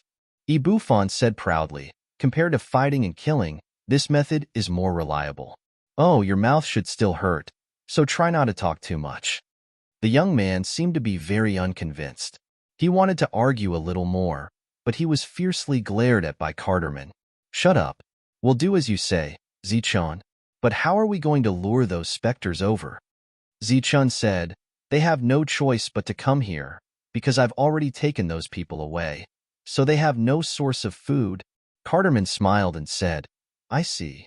In that case, in order to show my sincerity, I'll leave 5 people here for you. As for the sacrificial ground, I'll take the others and conquer it. Don't worry, once we get the ghost devouring armor, it will be our shared treasure." Carterman had already explained to Zichen the function of the altar before. In that place, the ghost can use more powerful power and even some magic. Zichen didn't have any opinions. It was better not to take risks. After a quick discussion, Carterman left 5 awakened ones and left with the others. At the same time, he also took the young man with him. On the other hand, Zichun gestured for everyone to prepare and wait for the ambush to begin. Ibufon went out again to lure the ghosts. The young man followed behind Carterman. His mouth was still swollen, so he asked in confusion, "Big brother, why are we working with him? Only 3 of them have awakened. Wouldn't it be better to kill the 3 of them and take the devouring armor?" Carterman looked at the young man coldly and said, "You're quite bold. You even dare to lie like this?" The young man lowered his head and didn't say anything. That Zichun dared to attack the ghosts alone. He's definitely not an ordinary existence. If we work with him, our battle power will only be stronger. Carterman said, "I believe that we can gather enough devouring armor in a short time. Once it becomes a theurgy, what power can do to us? So, big brother, you really want to work with that Zichun? Are you really willing to share the results with him?" The young man was a little anxious. Carterman knocked the young man's head. "Don't say such stupid things in the future. Only by working together can we become stronger, understand?" On the same day, Zichun and Carterman split into 2 groups. One group schemed against the ghosts, causing the ghosts to be completely annihilated. The other group attacked the altar and killed all the ghosts, and Carterman successfully obtained the devouring armor. Chapter 40-43. After obtaining the devourer armor, a smile appeared on the corner of Carterman's mouth. He already had 3 pieces. The dawn of victory was in sight. He immediately led his people back. At the same time, he told this good news to Zichun. This also signified the sincerity and integrity of their cooperation. After that, the 2 sides officially merged. During this time, Zichun gave everyone a chance to choose, to stay or to leave. In the end, everyone chose to stay. This was somewhat unexpected. After that, Zichun found out that the reason for this was because Carterman said that ordinary people could also awaken. So, those who stayed were mostly people who wanted to awaken their powers. The 2 groups combined into one had more than 1,000 people. With so many people, it was impossible for them to move together. Everyone needed a temporary place to stay. Carterman seemed to have thought of this long ago. He directly said, "Why don't we just stay at the previous place?" After the altar collapsed, the previous place of confinement also collapsed. Now, that place had become a free land. After settling everyone, Zichun and the awakened ones continued to go deeper. During this time, the 2 sides had already discussed. Once they found another altar, they would first let some ordinary people sense it and see if they could awaken it before taking away the devourer armor. 2 days later, they found another place where the ghosts lived. After 2 days of fighting, all the ghosts were killed. Then, they led a group of people and arrived at the altar. Every place where the ghosts lived had an altar, and this altar was the foundation of their foothold. The confinement area was activated by this altar. These were all things that Carterman told Zichun. However, what Zichun could not understand was how the humans in the confinement area were raised. Behind Zichun, apart from the awakened ones, there were also dozens of ordinary people standing. Among them was Li Haoqing. Although he was an old man, because he was Zichun's grandfather, he occupied the position of a young person. Those who came with Zichun did not have any objections. After all, if it were not for Zichun, they would have died long ago. Everyone, be careful. After entering, there may be a fierce battle. Carterman naturally assumed the role of the leader. He waved his hand and signaled everyone to move forward. With us taking the lead, the others followed suit. Oz was the young man who had slapped him last time. After a few days of getting along with him, Zichun found that he was a frivolous and prideful young man, but he also had a good side. For example, he was warm-hearted and even kind-hearted.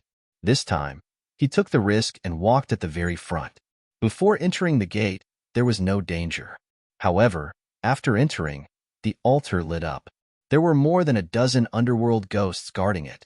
A fierce battle broke out. The battle was over. Zichun's side had 5 people injured, 3 were seriously injured, and 2 were dead. Yugue's side had all been killed. During the battle, Zichun noticed that there was a difference in strength between the awakened ones.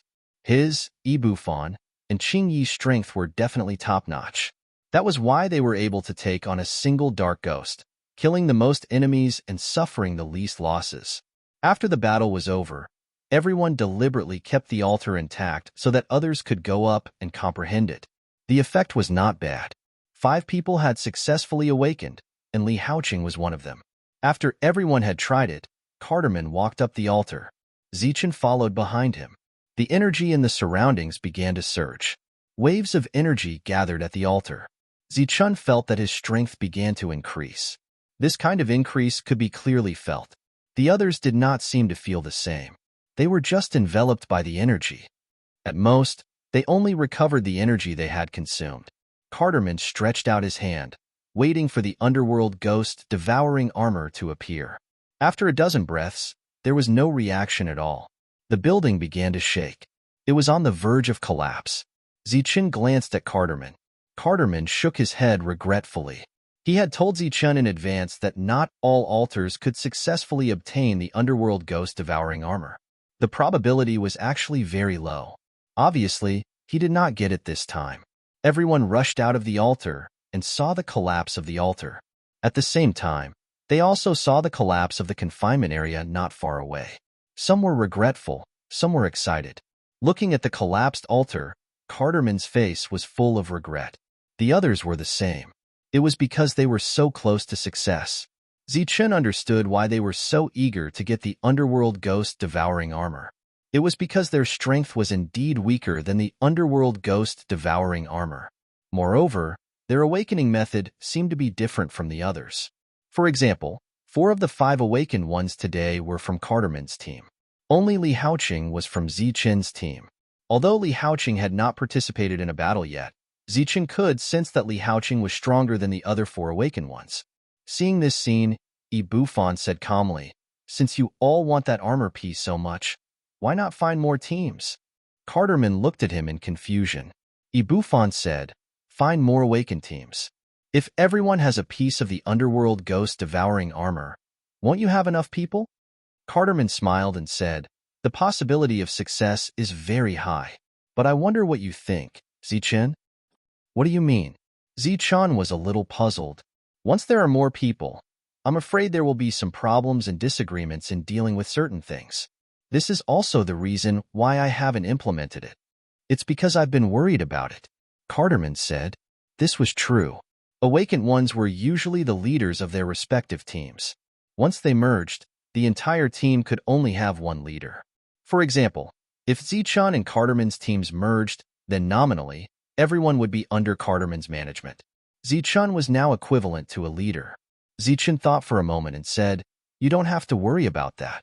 On small matters, each team can make their own decisions. On big matters, everyone can discuss. Moreover, if we cooperate, the benefits for us are not small. After all, no one can guarantee how large the underworld ghost devouring armor will be in the future." Zichen had no objection, and Cardamon had no objection either. The number of awakened ones on their side had long exceeded 20. They had the absolute right to speak on everything. After that, they no longer went deeper. Instead, they tried to find some nearby teams of awakened ones. It had to be said that after a few days, they still had some gains. On the second day, they found 2 awakened ones who were acting alone. After they awakened their power, they escaped from their original place and did not try to hunt the underworld ghost. After learning that there were nearly 30 awakened ones on Cardamon's side, they joined without hesitation.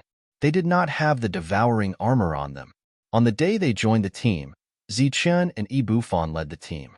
The 2 awakened ones were responsible for leading the way. They went to the place where the 2 of them were kept in captivity. After a battle, all the underworld ghosts were killed and the altar was destroyed. This time, their luck was still bad. They did not get the devouring armor and returned without success. The good thing was that there were 3 more awakened ones in the team. They were Cardamon's men. After the underworld ghosts were killed, the place where the underworld ghosts were kept collapsed. The 2 awakened ones who escaped before went to bring everyone out and joined the team. A few days later, they met another team. Cardamon took them in. Their team began to grow. Although they did not have the devouring armor, the number of people was much more than before. Gradually, some people proposed to give the team a name. After everyone's strong recommendation, a force called the Card Alliance was formed. The number of members was more than 2,000. The number of awakened ones was as high as 50. About a month later, after the 30th sunrise, Carterman announced a piece of news. He divided the more than 2,000 people in Card League into two groups. One group of 500 people would be under his management, while the other 1,500 people would be under the management of other hunters. Zichen saw all of this but did not say anything. Carterman's move was obviously a division of power, and he did not ask for anyone's permission. It turned out that the hundreds of people brought by Zichen had been completely disrupted and were divided among the others. The next group was still expanding. Carterman was still looking for other awakened ones. Finally, on the 60th sunrise, they recruited a team with the devouring armor. For everyone, this was a great thing. The awakened ones were in an uproar. Only the last one was left. Some people were discussing whether or not they should go deeper and challenge the underworld ghost power again. Perhaps they would be able to obtain some benefits. But after sending out the awakened ones to investigate, they got a bad news. The nearest ghost force had more than 100 ghosts.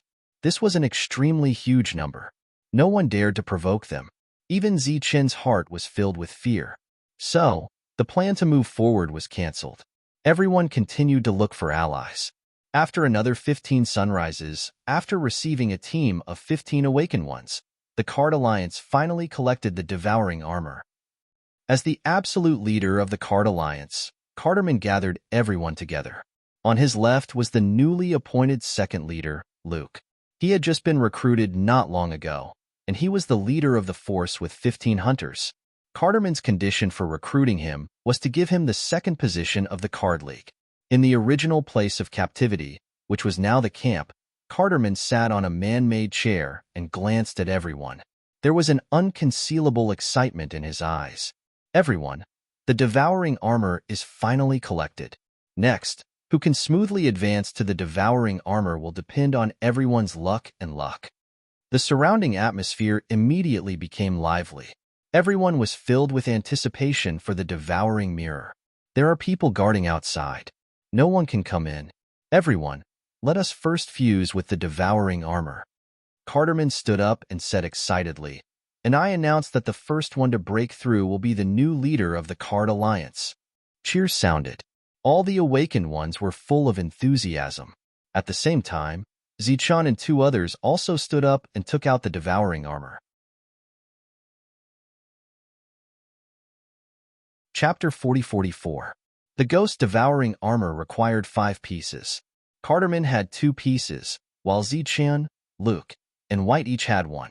After taking out the devouring armor, perhaps it sensed their presence, but the devouring armor lit up on its own.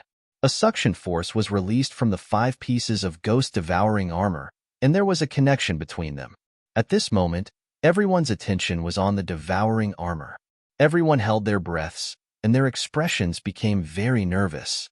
Carterman smiled and said, "Brothers, shall we begin?" White also smiled. "Let's do this. Let's see who will be the first to comprehend it." After saying that, he let go of the devouring armor in his hand. The devouring armor did not land on the ground, but flew forward. As the second leader, Luke also smiled. That will depend on everyone's aptitude. He also let go of the devouring armor in his hand. The devouring armor flew forward and combined with White's devouring armor that was floating in the air. The light that was released became even brighter. Zichen took a step forward, and behind him, Yi Bufan, Qing Yi, and Li Haoqing took a step forward at the same time. According to the previous agreement, those who had the devouring armor would be able to lead the others to an advantageous position. Zichen's devouring armor was also pieced together in the air, and the devouring armor's light became even brighter. Only Carterman was left. Everyone looked at Carterman, and whether they could change their future depended on what happened next. Carterman took a deep breath and let go of the 2 pieces of devouring armor in his hand. The 2 pieces of devouring armor were like 2 black lightning bolts, and they instantly flew into the air. The 5 pieces of devouring armor were pieced together. The patterns on the armor were pieced together, and a blazing black light bloomed, and within the patterns, streaks of golden light lit up. There was a hint of golden light in the black, and it lit up the spacious meeting room. There was a strand of mysterious energy that entered everyone's body.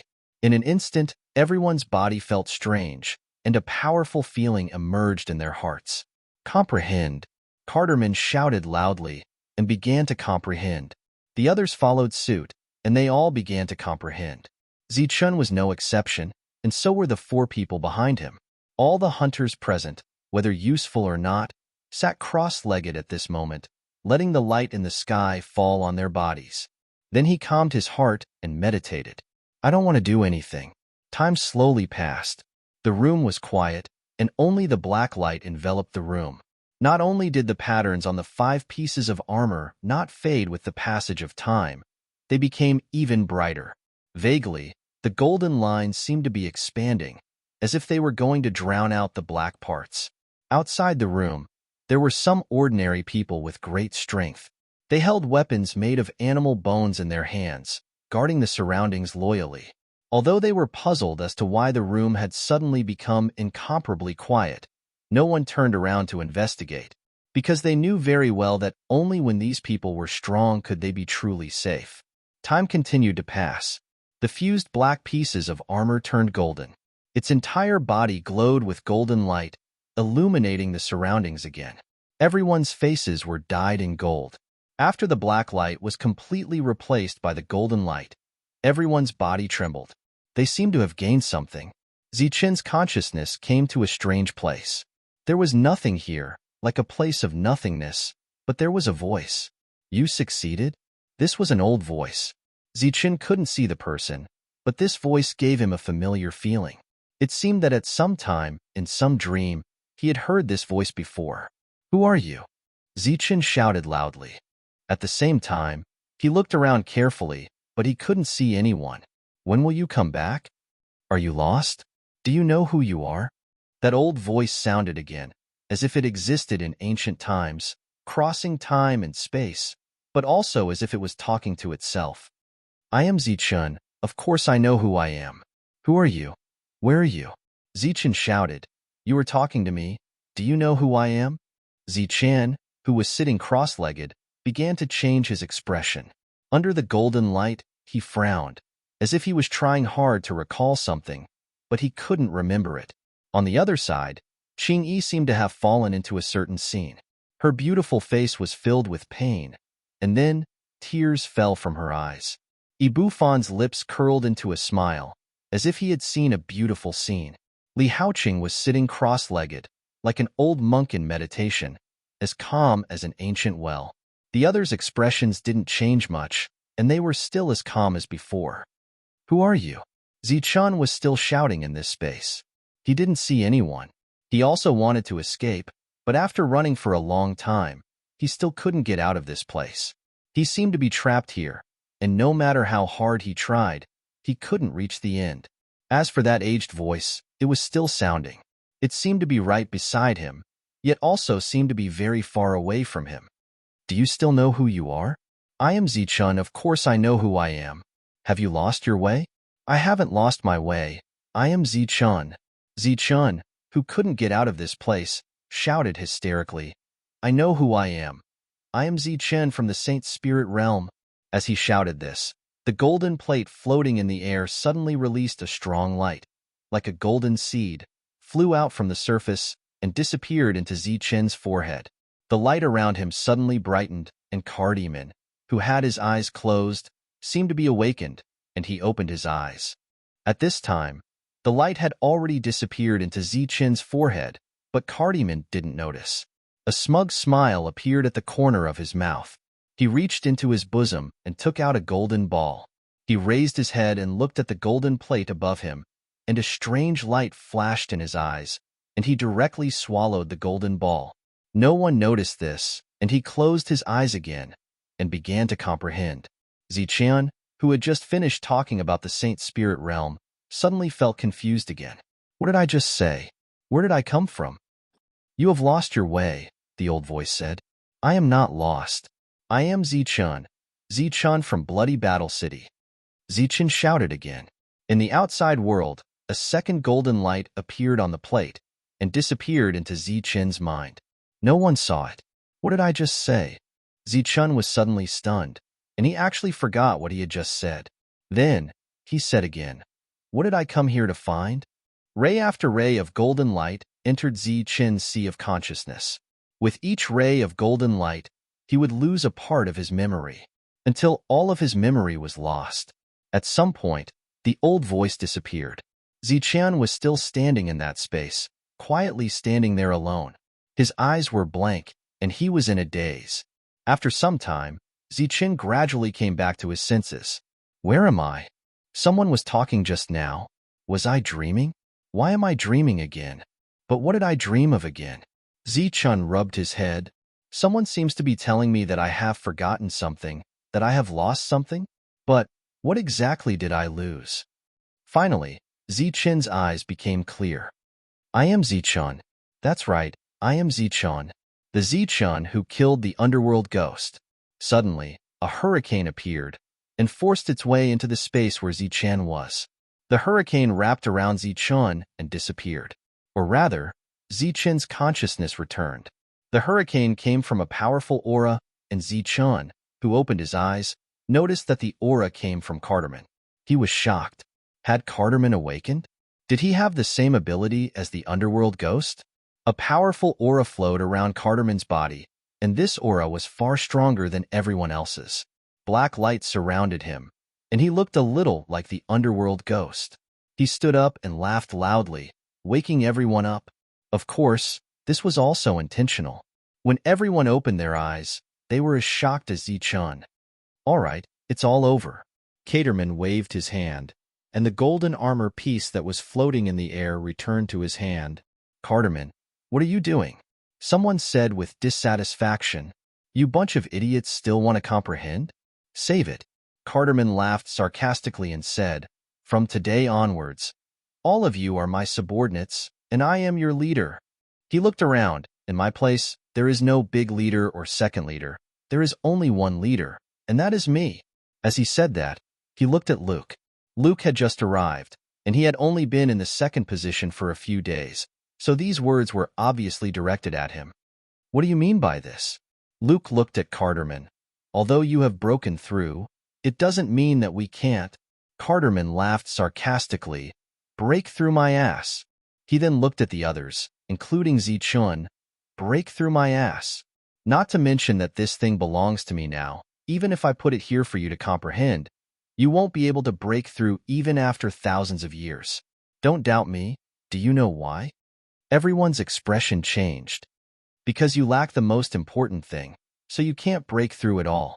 Carterman laughed sarcastically. Luke said in a low voice, Carterman, you dare to trick us? Carterman said with a dark expression, What did you just say? Give me back my devouring armor, and I will leave with my people now. Luke was clearly not afraid of Carterman, and said indifferently, From now on, our people are officially leaving your team. Leaving? Carterman's eyes suddenly filled with murderous intent. You think you can leave just like that? Did you even ask me, the leader? As soon as he finished speaking, Carterman instantly reached out and pressed his palm directly on Luke's head. In the next moment, a devouring power surged out of Carterman's body, and Luke's awakened power was being drained away. It was as if he was being devoured by a ghost. But at this moment, Zichen was shocked to discover that there seemed to be an additional shadow of a ghost behind Carterman. Chapter 40-45. Luke's soul power began to drain rapidly. His eyes were filled with fear. His body was also struggling, but it was useless. Upon seeing this, the men that he had brought with him immediately rushed forward, intending to save him. Those who go forward will die. The awakened ones on Carterman's side stepped forward and stopped those people. The light of power began to flow. In an instant, the situation here was divided into three: those who were facing each other, and those who were currently neutral but were at a loss. The change happened so fast that they didn't have time to think before Carterman killed them. He used his true strength to tell everyone that after reaching the devouring realm, he could even devour his own people. At this moment, he clearly had the devouring divine ability comparable to the ghost god. Qing-Yi looked at Zichen. She was very worried at this moment. Yi Bufon's face was very gloomy. This uncontrollable feeling made him feel very uncomfortable. It was as if he had returned to his former captivity, living a precarious life. And Carterman's forbearance and outburst, as well as the rapid change of mood, were the source of his uneasiness. Luke's power was draining, and it seemed that he would die at any moment. "Leader, I think Luke already knows his mistake. Please let him go." At this moment, Zichun suddenly spoke. Hearing this, Carterman looked at Zichun, and a cold smile appeared on the corner of his mouth. "You said he knows his mistake, and he knows his mistake?" Seeing this, Luke quickly nodded, his eyes filled with the desire to live. Carterman smiled sarcastically and said again, "You said I should let him go, and I should let him go?" Luke's heart suddenly sank. Zichun's expression changed slightly. He didn't expect Carterman's killing intent to be so heavy. The others' expressions also changed. Even those who were close to Zichun subconsciously took a step back, using this deliberate action to declare the boundary between them and Zichun. There were only a few people around Zichun. Carterman released his palm, and Luke's body fell to the ground, lifeless. He was dead. All of his power was devoured by Carterman. At this moment, the energy surging around Carterman became even more violent and powerful. He glanced at the crowd and said, as expected, "I'm no longer on the same level as all of you after reaching the devouring realm. Right now, I can kill all of you as easily as killing ants." Everyone kept quiet out of fear. Carterman's change was too unexpected. "From now on, I am your leader. If anyone dares to resist, there will only be one result." Carterman pointed at the corpse on the ground and said, "It's him." Obviously, he was going to die. "Greetings, leader." Seeing that, the crowd all bowed respectfully. At this moment, facing Carterman's oppressive might, everyone chose to submit. Carterman laughed proudly. This was the result he wanted. At this moment, everyone was feeling bitter in their hearts. They had met such a leader, but it was no different from when they were in the captivity. However, at this moment, Carterman's smile suddenly disappeared. "Why are you so slow?" Carterman's eyes stared at the grinning Oz. His eyes looked like they wanted to devour someone. Austin was stunned and said, "Big brother, it's me?" In Card League, there is no big brother, only leader. Carterman's eyes became colder and colder. "Yes, leader." Oz was stunned for a moment before he reacted. He quickly clasped his fist and bowed. "It's too late." However, Carterman attacked again. He placed his palm on Oz's head, and the devouring power began to circulate. Oz's strength began to fade. "Leader, he's Oz, it's Oz." Carterman's subordinate, Aulu, who had followed him for a long time, shouted. Previously, they were still supporting Carterman, blocking Luke's people and preventing them from attacking. Carterman turned around and stared at Aulu. "You dare to question me?" He reached out again, and a devouring power fell on Aulu. Aulu's body flew forward uncontrollably. Seeing this, Zichun's expression changed again. After reaching the devouring realm, not only did Carterman have the devouring divine ability that was comparable to the ghost god, but he was also much stronger. Just as he said, they were no longer on the same level. The crowd was in an uproar. They did not expect Carterman to be so heartless. After breaking through, he did not even let his own people go. "What should we do?" Ibu Fan said in a low voice, "If we continue to stay here, we will also be devoured by him. Moreover, this guy only needs an excuse to devour. His original intention is to devour us and become stronger." Zichun had already noticed this. When he was devouring the two, Carterman's strength was increasing. On his crazy expression, there was a hint of intoxication. It was just like how the ghost god devoured the human soul. At this moment, everyone in the surroundings felt fear in their hearts. One by one, they retreated backward. Carterman seemed to have seen through their intentions. He smiled sinisterly. "What? You want to run? Do you think you can run?" He let go of his hand, and Oz fell to the ground. He was already dead. In the next moment, he took out the armor piece that had turned golden and activated it with the devouring power. A strange power spread out in all directions and spread into the distance. This energy was not threatening at all. It surged into the distance. Everyone was confused. Suddenly, the ground began to shake. A rumbling sound could be heard. It was the sound of heaven and earth collapsing. Just as everyone was puzzled, exclamations suddenly came from the outside world. After hearing the contents of the exclamations, everyone's expression changed drastically. Someone rushed out of the room and looked outside. A tall wall appeared, extending into the distance. Everyone present was awakened. They had all experienced the threat of death. Naturally, they knew what the tall wall was. It was a place of captivity. They worked hard to break out of this place of captivity. Now, it had appeared again. Moreover, there was no exit. It trapped everyone here. This guy. Ibuffon gritted his teeth. His eyes were filled with anger. Clearly, the other party's intention to form an alliance was not pure. This was premeditated. Run. Now, run. Carterman roared angrily. He moved forward and placed his palm on another awakened's head. He continued to devour. Zichen turned around and looked at Carterman. Behind him, the originally dim ghost god's figure became clearer and clearer. He had already devoured 3 people. This was the 4th. Some awakened roared and resisted. However, he was slapped away by Carterman. I'll devour you later. Carterman glanced at him indifferently. Suddenly, Zichen's expression changed drastically as he looked at Carterman. Carterman's appearance was changing right now. Chapter 40-46. The devouring power became stronger, and the devouring speed also became faster. Carterman could feel the increase in his power, and he was very excited. At this moment, another exclamation was heard. Hearing the exclamation, Carterman's eyes became cruel again. It seemed that after mastering the devouring power, he became more bloodthirsty. Suddenly, he saw that his palm was changing, and at the same time, his entire arm was changing. It turned into a ghost claw. Isn't this a ghost? Fear appeared on his face, and he subconsciously took a few steps back. Those awakened ones were also looking at Carterman with fear. Not only his arm, his face was also changing, but the speed was not fast.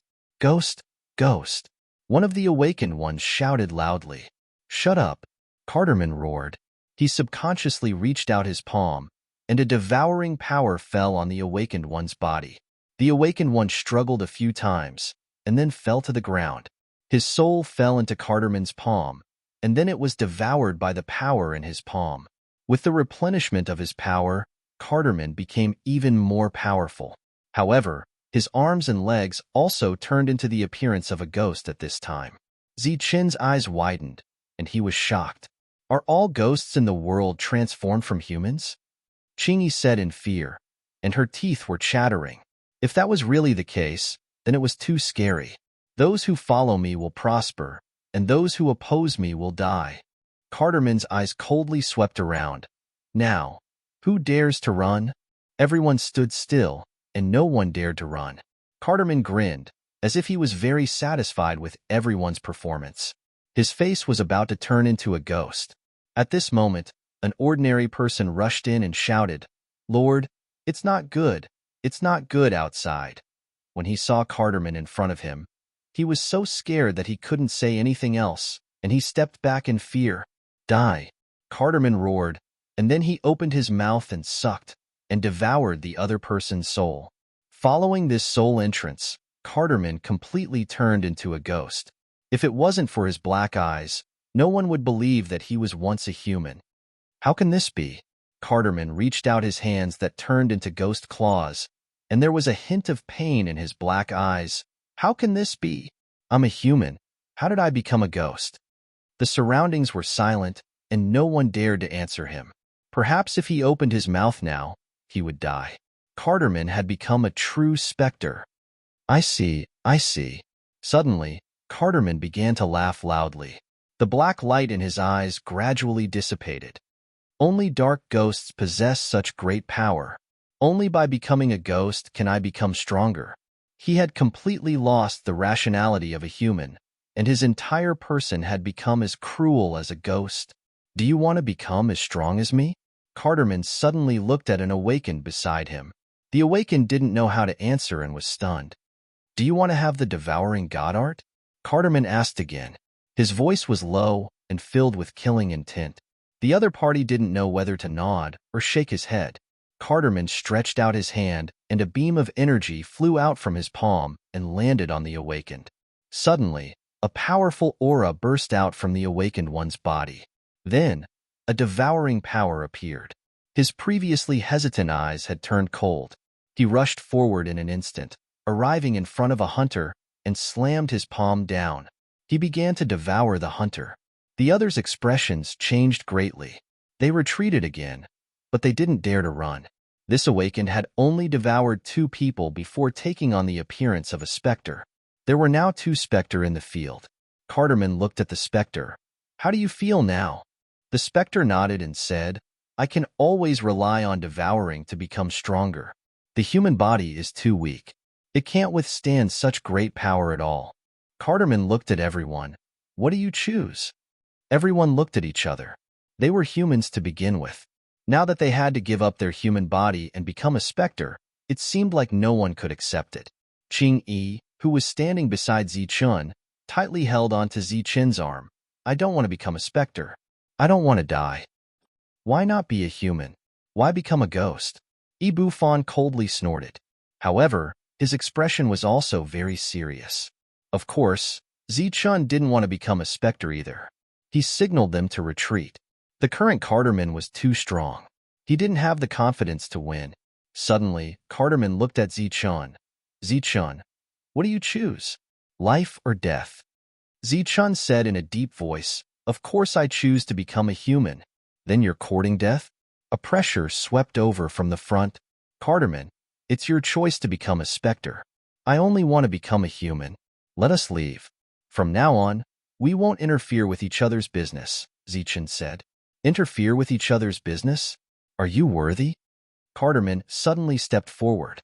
Zichun only saw a blur in front of his eyes before his neck was grabbed by Carterman. "Let go of Zichun," Qingyi shouted. She, who was frightened before, now started to attack Carterman. However, it was useless. In the next moment, her neck was also grabbed by Carterman. Yi Bufan and Li Haoqing saw this and immediately took action. They each held their weapons. "Get lost!" Carterman roared angrily. He directly threw Qingyi out like a weapon, sending the 2 flying. "Everyone, if you don't want to die, we can only work together now," Zichun, who was grabbed by the neck, said with some difficulty. Hearing this, many people's faces changed. Their eyes flickered. Carterman smiled coldly and said, "I'll give you the power of devour. Go and kill all those who resist." Carterman waved his hand again. Several rays of light shot out from his body and went to the sides. Among the people who followed him, 5 people received this power. Then, a powerful aura was released. These 5 people instantly received the power of devour. Again, Carterman attacked again. This time, several people received the power of devour. After receiving the power of devour, they began to devour the awakened ones nearby. In an instant, the surroundings were in chaos. Carterman looked at Zichun. He smiled coldly and said, "As for you, I'm sorry. I don't plan to let you become one of us. Go to hell." A wave of devour emerged from Carterman's palm and rushed towards Zichun. Swoosh! Suddenly, a black light appeared and slashed toward Carterman's neck. Its hope. Its sneak attack didn't succeed. Carterman sneered, "Beast, I've been waiting for you." He grabbed Hope tightly. A powerful force suppressed it and made it unable to move. Zichun's power began to fade. His consciousness gradually became blurry. "Zichun!" Qingyi shouted and rushed forward. However, she was stopped by Yi Bufan. "Don't go. Zichun can't hold on anymore." Li Haoqing stepped forward without hesitation. In his memory, Zichun was his grandson. However, in the next moment, a person appeared in front of him and blocked his path. His power and soul were being devoured. Zichun's consciousness was becoming blurry.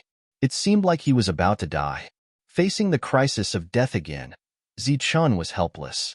Because there was a huge difference in power between them. Carterman's power was suppressing him. At this moment, only death was waiting for Zichun. The others all ran away. No one wanted to die here. Zichun's soul had been extracted from his body and was about to be devoured. Carterman laughed loudly. Hope, who was in his other hand, was also struggling. Suddenly, a ray of light flew out from Hope's body. This ray of light flew towards Yi-chun and landed on his body before disappearing. It was like a power was injected into his body. Or perhaps, some kind of power that had been sealed for a long time was suddenly activated. At this moment, in Zi-chen's mind, a voice that sounded like a great bell rang out. Dark ghost devour soul. The power that originally existed in Zi-chen's body began to circulate according to a certain trajectory. This was the circulation of a cultivation method. Chapter 40-47. Just as the technique appeared in Zi-chen's mind, the energy in his body started to flow according to a certain path. The change happened very quickly. The energy flowed according to the path, and the energy that Zi-chun had devoured by Cardamon returned to Zi-chen's body. It was like returning. At the same time, the technique that Zi-chun was using started to devour the energy that belonged to Cardamon. An even more powerful devouring power, with a hint of savagery, started to devour Cardamon's energy that was close to him. It was like being crushed. Such a change caused Cardamon to cry out in shock, and there was fear in his eyes. His devouring power was no longer effective. Moreover, the energy in his body was also being devoured by Zi-chan uncontrollably. Zi-chun stood there without moving, and there was a blank look in his eyes, as if he was subconsciously controlling the energy. The scene in front of him seemed to have happened somewhere before, and it gave him a familiar feeling. It was as if he had experienced the same thing at some point in time. It was just that he couldn't remember when and where it had happened.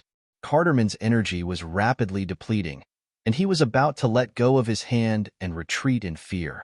Right now, he didn't have the heart to devour, and he only wanted to save his life. Suddenly, a powerful devouring power erupted from Hope's body, who was being held in his hand. Cardamon's retreating body stopped, and he stood there without moving like a statue, and the powerful energy in his body was continuously devouring Zi-chan and Hope. Such a change caused the expressions of the people in the distance to change greatly, and they didn't know what to do. The battle in the surroundings stopped, and everyone looked over, not knowing what had happened. Because in their perception, the one who was devouring right now wasn't Cardamon, but Zi-chun. Why was Zi-chan able to devour Cardamon's energy?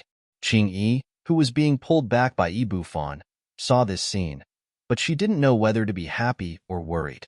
Could it be that Zi-chan was going to follow in Cardamon's footsteps and become a ghost? What are you waiting for? Hurry up and leave. Once Zi-chan becomes a ghost, he will kill everyone. Yi-bu-fan reacted and pulled Qing-yi back again. Qing-yi didn't move. She stood there, staring blankly at Zi-chan. If she was really going to die here today, she was willing to accept the fact that she was going to die at the hands of Zi-chan. The devouring power emitted from Zi-chan's body was extremely powerful. Otherwise, he wouldn't be able to suppress Cardamon's devouring power. Soon, under the devouring of both him and Hope, Cardamon stopped breathing. The hand that was tightly gripping Zi-chen's neck had no choice but to let go. Zi-chan stood there motionless. Hope fell to the ground. Its whole body was emitting a black light, and streams of devouring power were circulating around its body. For some reason, it had also awakened its devouring power, and the aura it released was very strong. Compared to Cardamon, who had turned into a ghost, the current Hope seemed more like a ghost. Zi-chan still stood there without moving, but the powerful energy around his body made others not dare to approach him. At this moment, many images appeared in Zi-chen's mind. He didn't know if these images were real or just illusions. Among them, a woman asked him if he had mastered the dark ghost devouring soul technique. However, the voice kept drifting, and it was mixed with other voices.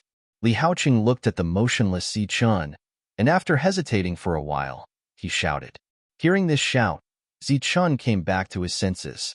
All the images and voices in his mind disappeared, and he regained his consciousness. He saw the dead Cardamon, then looked at his own hands, and then at his own body. In a short period of time, he knew what had happened. He had awakened the dark ghost devouring soul technique at the crucial moment and devoured Cardamon instead. As for how he awakened it, or was it an epiphany, Zi-chan guessed that it was caused by another life and death crisis. Hope came in front of Zi-chan, and raised its head to look at Zichun carefully. Its eyes seemed to be filled with expectation. Zichun waved his hand, indicating for Hope to come up. The expectation in Hope's eyes turned into disappointment, and it jumped onto Zichun's shoulder. Zichun turned around and looked at the others. Everyone subconsciously stepped back. Carterman had almost invincible strength, but he was still devoured by Zichun. In that case, was Zichun going to start devouring others just like Carterman?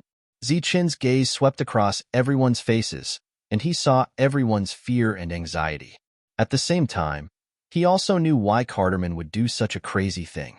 It was because after he had mastered the power of devouring, a strong thought appeared in his mind.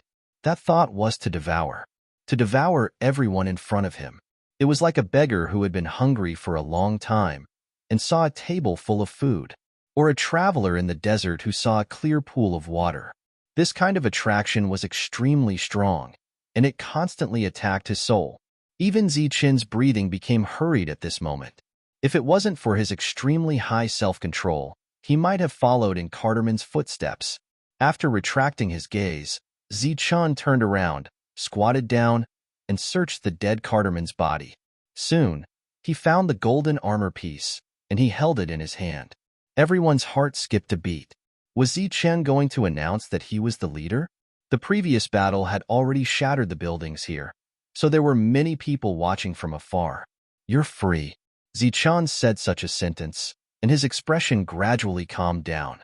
At the same time, he activated the black devouring power, and the towering wall that originally appeared fell back into the ground. Everyone was stunned at first, and then they cheered. After that, they began to flee in all directions. No one was willing to stay here, because if they stayed here, they might be devoured. Those awakened ones looked at Zichun in disbelief. Suddenly, Zichun moved. He quickly rushed forward, and a weapon appeared in his hand. It was a bone knife, and he slashed forward. The second wraith fell, and its body was almost cut in half. Previously, it was still thinking of sneaking away. Those awakened ones who were about to leave were stunned again. They stood there, not daring to move. Obtaining the power of devouring isn't necessarily a bad thing, but as long as you suppress the devouring heart and don't devour humans, you shouldn't become wraith. Zichun looked at the awakened ones around and said indifferently, "From now on, all of you will follow me." At this moment, the bone knife in Zichun's hand was still dripping with blood. Those awakened ones who possessed the power of devouring couldn't help but change their expressions when they heard that. Chapter 40-48. The crisis seemed to have been resolved just like that. However, all the hunters still felt uneasy. Carterman's previous actions were still vivid in their minds. Not only had he become much stronger, but he had also become ferocious by nature. Now that Zichun had replaced him, no one dared to believe him. Those hunters who had been strengthened by Carterman's devouring power were also terrified. In fact, they were suffering the most. On one hand, they had to control their emotions and did not dare to casually devour others around them. On the other hand, they had to be on guard against Zichun killing them. Therefore, they felt very uncomfortable. Qingyi, on the other hand, trusted Zichun. Just when no one dared to approach Zichun, she came to Zichun's side and looked at him from head to toe. Then, she asked with concern, "Are you okay?" Zichun shook his head and said, "From the looks of it, as long as I don't devour others, I'll be fine." Then, he looked at the others and said, "But the premise is that you can suppress the thought of devouring in your heart." Qingyi looked at the other hunters and asked, "What should we do with these people?" Those hunters were all normal people. They would not devour others. At this moment, they were still worried that others would devour them. They were living very nervously. After thinking for a moment, Zichun looked at Ibufan and said, "You take the others and leave." Ibufan's expression changed several times. "How do you know I'm leaving?" Zichun smiled and did not say anything. Ibufan asked again, "Where should we go? Where can we go?" "Let's go to the place where we used to live. It's safer there," Zichun said. "Take the others with you." At this moment, many ordinary people had already fled. Obviously, they were also afraid. Zichun said again, "Go and find the others." Without the protection of hunters, they won't be able to live for long. Ibufan did not have any objection to this. At the same time, it proved that Zichun still maintained absolute rationality. The other hunters looked at Zichun in a new light. After all, in everyone's impression, Zichun was just a man with a devouring armor. He was a man of few words and rarely talked to them. At the same time, they felt grateful in their hearts. You should leave too. Zichun looked at Li Haoqing and Qing Yi. All of you, follow Ibufan. Li Haoqing opened his mouth as if he wanted to say something, but in the end, he didn't say anything. I'm not leaving, I want to follow you, Qing Yi said without hesitation. At this moment, she was very worried that Zichun was only temporarily suppressing his devouring power. Once they left, Zichun would lose his original nature. The other awakened ones who had mastered the devouring power obviously had the same concerns. At this moment, all of them were looking at Zichun, waiting for Zichun's reply to Qing Yi. During this period of time, the over 10 devourers used their gazes to silently communicate with each other. Zichun shook his head and said firmly, "No." Right after he said those words, the dozen or so devourers immediately scattered in all directions. All of them ran in different directions. Zichun's expression suddenly changed. He shouted, "Ibufan, protect everyone." After saying that, Zichun held the bone knife in his hand and chased after one of the devourers. That devourer had already rushed into the crowd. As he passed by, he opened his mouth and sucked, devouring one of the devourer's souls. He couldn't hold it in any longer. When he saw those ordinary people, he couldn't hold it in anymore. Because as long as he opened his mouth and sucked, a delicious soul would come to him. Just by devouring one person, his body had undergone some changes. His strength had obviously become stronger, and he was also one step closer to becoming a ghost. Zichun's target was him. Such an unforeseen event was beyond everyone's expectations. Everyone was on high alert. Only now did Qing Yi realize that her insistence on staying behind had brought her a disaster. If they had left earlier, these people could have followed Zichun obediently. Not to mention whether they would become better in the future, at least none of them would die now. But now, two of them couldn't control themselves and started devouring.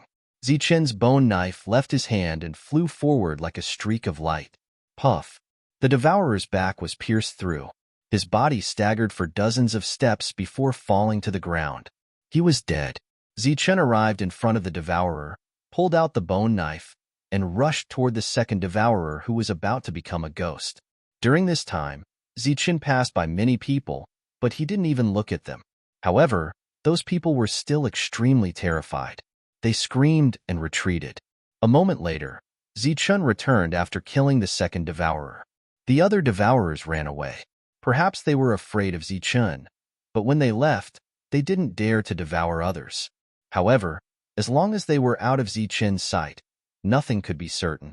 When Zichun returned, he saw that Ibufan and the others were staring ahead vigilantly. There was still one person who hadn't run away. Zichun was a little surprised. Seeing Zichun's arrival, Ibufan heaved a sigh of relief. Zichun waved his hand and said, "You guys go back. Be careful of the others." Ibufan was a little hesitant. Zichun continued, "Actually, the strength of a devourer isn't that strong. Once many of you join forces, you can definitely kill it. After all, you can even kill a ghost. Why should you be afraid of a devourer?" Everyone felt that it made sense and nodded. They also felt more confident. Zichun was right. As long as they joined forces, they could definitely kill a devourer. However, it wouldn't be as easy as Zichun said. They still had to pay a price. However, Zichun couldn't say that. Otherwise, a random devourer could easily disband this team of dozens of devourers. Everyone left, including Qing Yi. Zichun stood there. Next to him was the devourer who didn't escape. He was also a young man. He looked even younger than Zichun. After everyone left, Zichun looked at the young man and asked, "Why didn't you run away?" The young man said, "I don't want to become a ghost." Zichun asked, "What does that have to do with running away? I don't have such strong willpower. If I encounter other humans, I'll definitely devour them. However, your willpower is very strong. If I follow you, I can also train my willpower with your combat strength." The young man said confidently, I believe that I won't become a ghost. What's your name? Zichen didn't ask what would happen if the young man failed. It was obvious that if he failed, he would kill him. I'm Angus. The young man, Angus, said, I was following Luke. Zichen nodded and then walked forward. He was walking in the direction where Ebufon and the others had left. Angus followed him and asked curiously, Why are we following them? To escort them and see if we can find one or two unlucky fellows, Zichun replied calmly. Angus smiled. The reason why he was willing to follow Zichun was that when Luke was in danger, no one spoke up. Only Zichun spoke up for Luke. After that incident, Zichun clearly had the opportunity to become the new leader. However, he let everyone go. Even though he clearly had the reason and opportunity to devour those damned hunters, he still didn't. It was obvious that he was a good person. Moreover, his willpower was very strong. He didn't want to become a ghost either. Chapter 40-49. Zichen followed Ebufon and the others along the way. He wanted to see if the people who had escaped earlier would target them and ambush them. It turned out that Zichen's guess was superfluous. After walking for a long time, he found nothing. In the end, Zichen chose to give up. If he continued to follow them back, he would be further and further away from those who had escaped. He sighed. Those ordinary people who had left earlier must have become the targets of the awakened ones. Let's go. Zichen glanced at the large group that was about to disappear at the end of his vision and turned to leave in the opposite direction. Angus followed him, puzzled. Why don't you continue to follow them? Have they reached their destination? Zichen said without turning his head. Do you remember those who had escaped earlier? They must have become the targets of the hunt. Angus was a little surprised. Are we going to turn back and search aimlessly? What else? If that's the case, how long will it take us to find them? Do you have other things to do? Angus was speechless. Even if he didn't have other things to do, he couldn't just search aimlessly like this. When would this end? They were surrounded by plains. There wasn't even a small beast in sight, let alone a person. Zichen suddenly asked, How do you feel now? Angus was stunned at first. Then he realized that Zichen was asking him, so he said, I feel a lot better. It seems that the thought of devouring will fade away a lot when we can't see people. Zichen nodded and didn't ask anything else. Angus looked at the calm Zichen and asked, I've been resisting the thought of devouring all this time. It's been very hard, but you seem to be very relaxed. Why is that? Zichen said, Because I can't devour them. They are all humans, our kind. But that's what I told myself. I reminded myself over and over again, but it was useless. Angus said dejectedly, The thought of devouring seems to have made me dizzy. It's hard to suppress.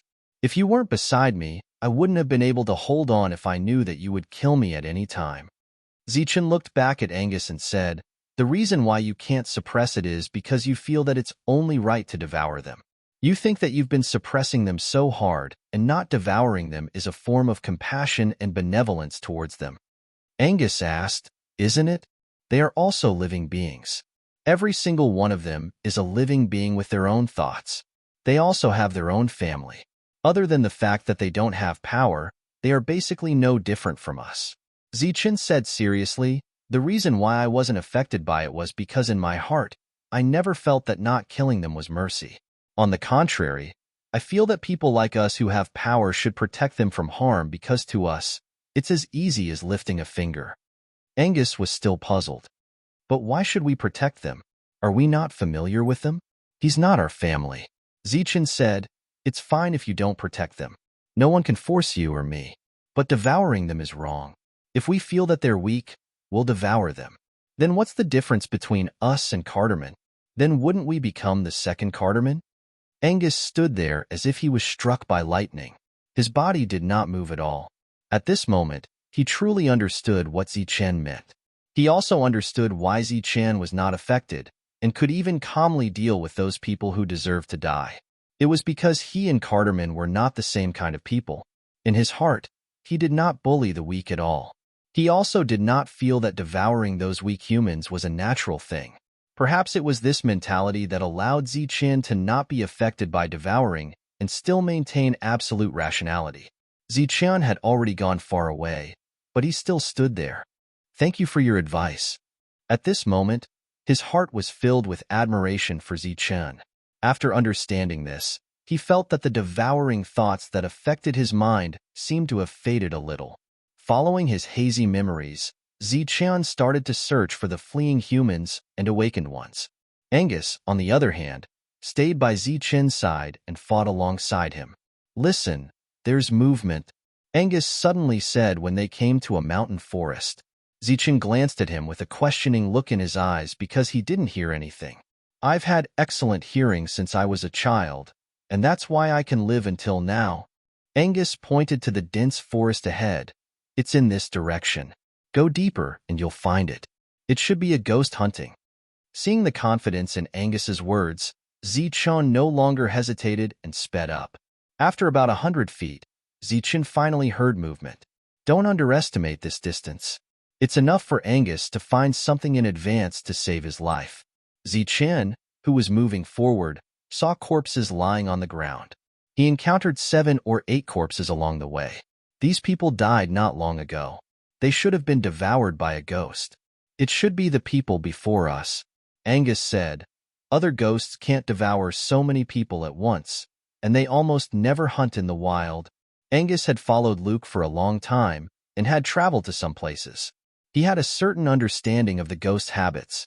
After another 100 feet, Ziqian finally saw the ghost.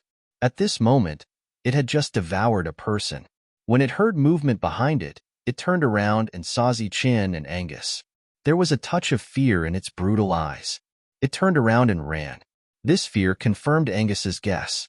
The ghost recognized Ziqian and did not lose its mind. It just looked like a ghost. Ziqian and Angus did not hesitate to pursue. After chasing for another 100 feet, Ziqian, who was faster, approached the ghost and ended its life with a slash. When he turned around, he saw that Angus's eyes were a little red and his breathing had become heavier. It was obvious that the thought of devouring had appeared again. After seeing this, Ziqian said, "The reason why I didn't devour him is because I'm afraid of becoming a ghost. If one day I really become a ghost, I think I'll kill myself." Angus's body trembled. His eyes gradually regained clarity and his breathing gradually calmed down. "I'll remember. I won't become a ghost even if I die." Angus swore. Whether or not he could achieve this depended on his willpower. If there was a gap in his willpower, the consequences would be unimaginable. The awakened ghost was dead. Not far away, there were a few humans who were fleeing in fear. They were the survivors of a disaster. Ziqian did not bring them along. Instead, he pointed them to the place where Ibufan and the others were. As for whether they could make it there alive, that was not something that Ziqian should consider.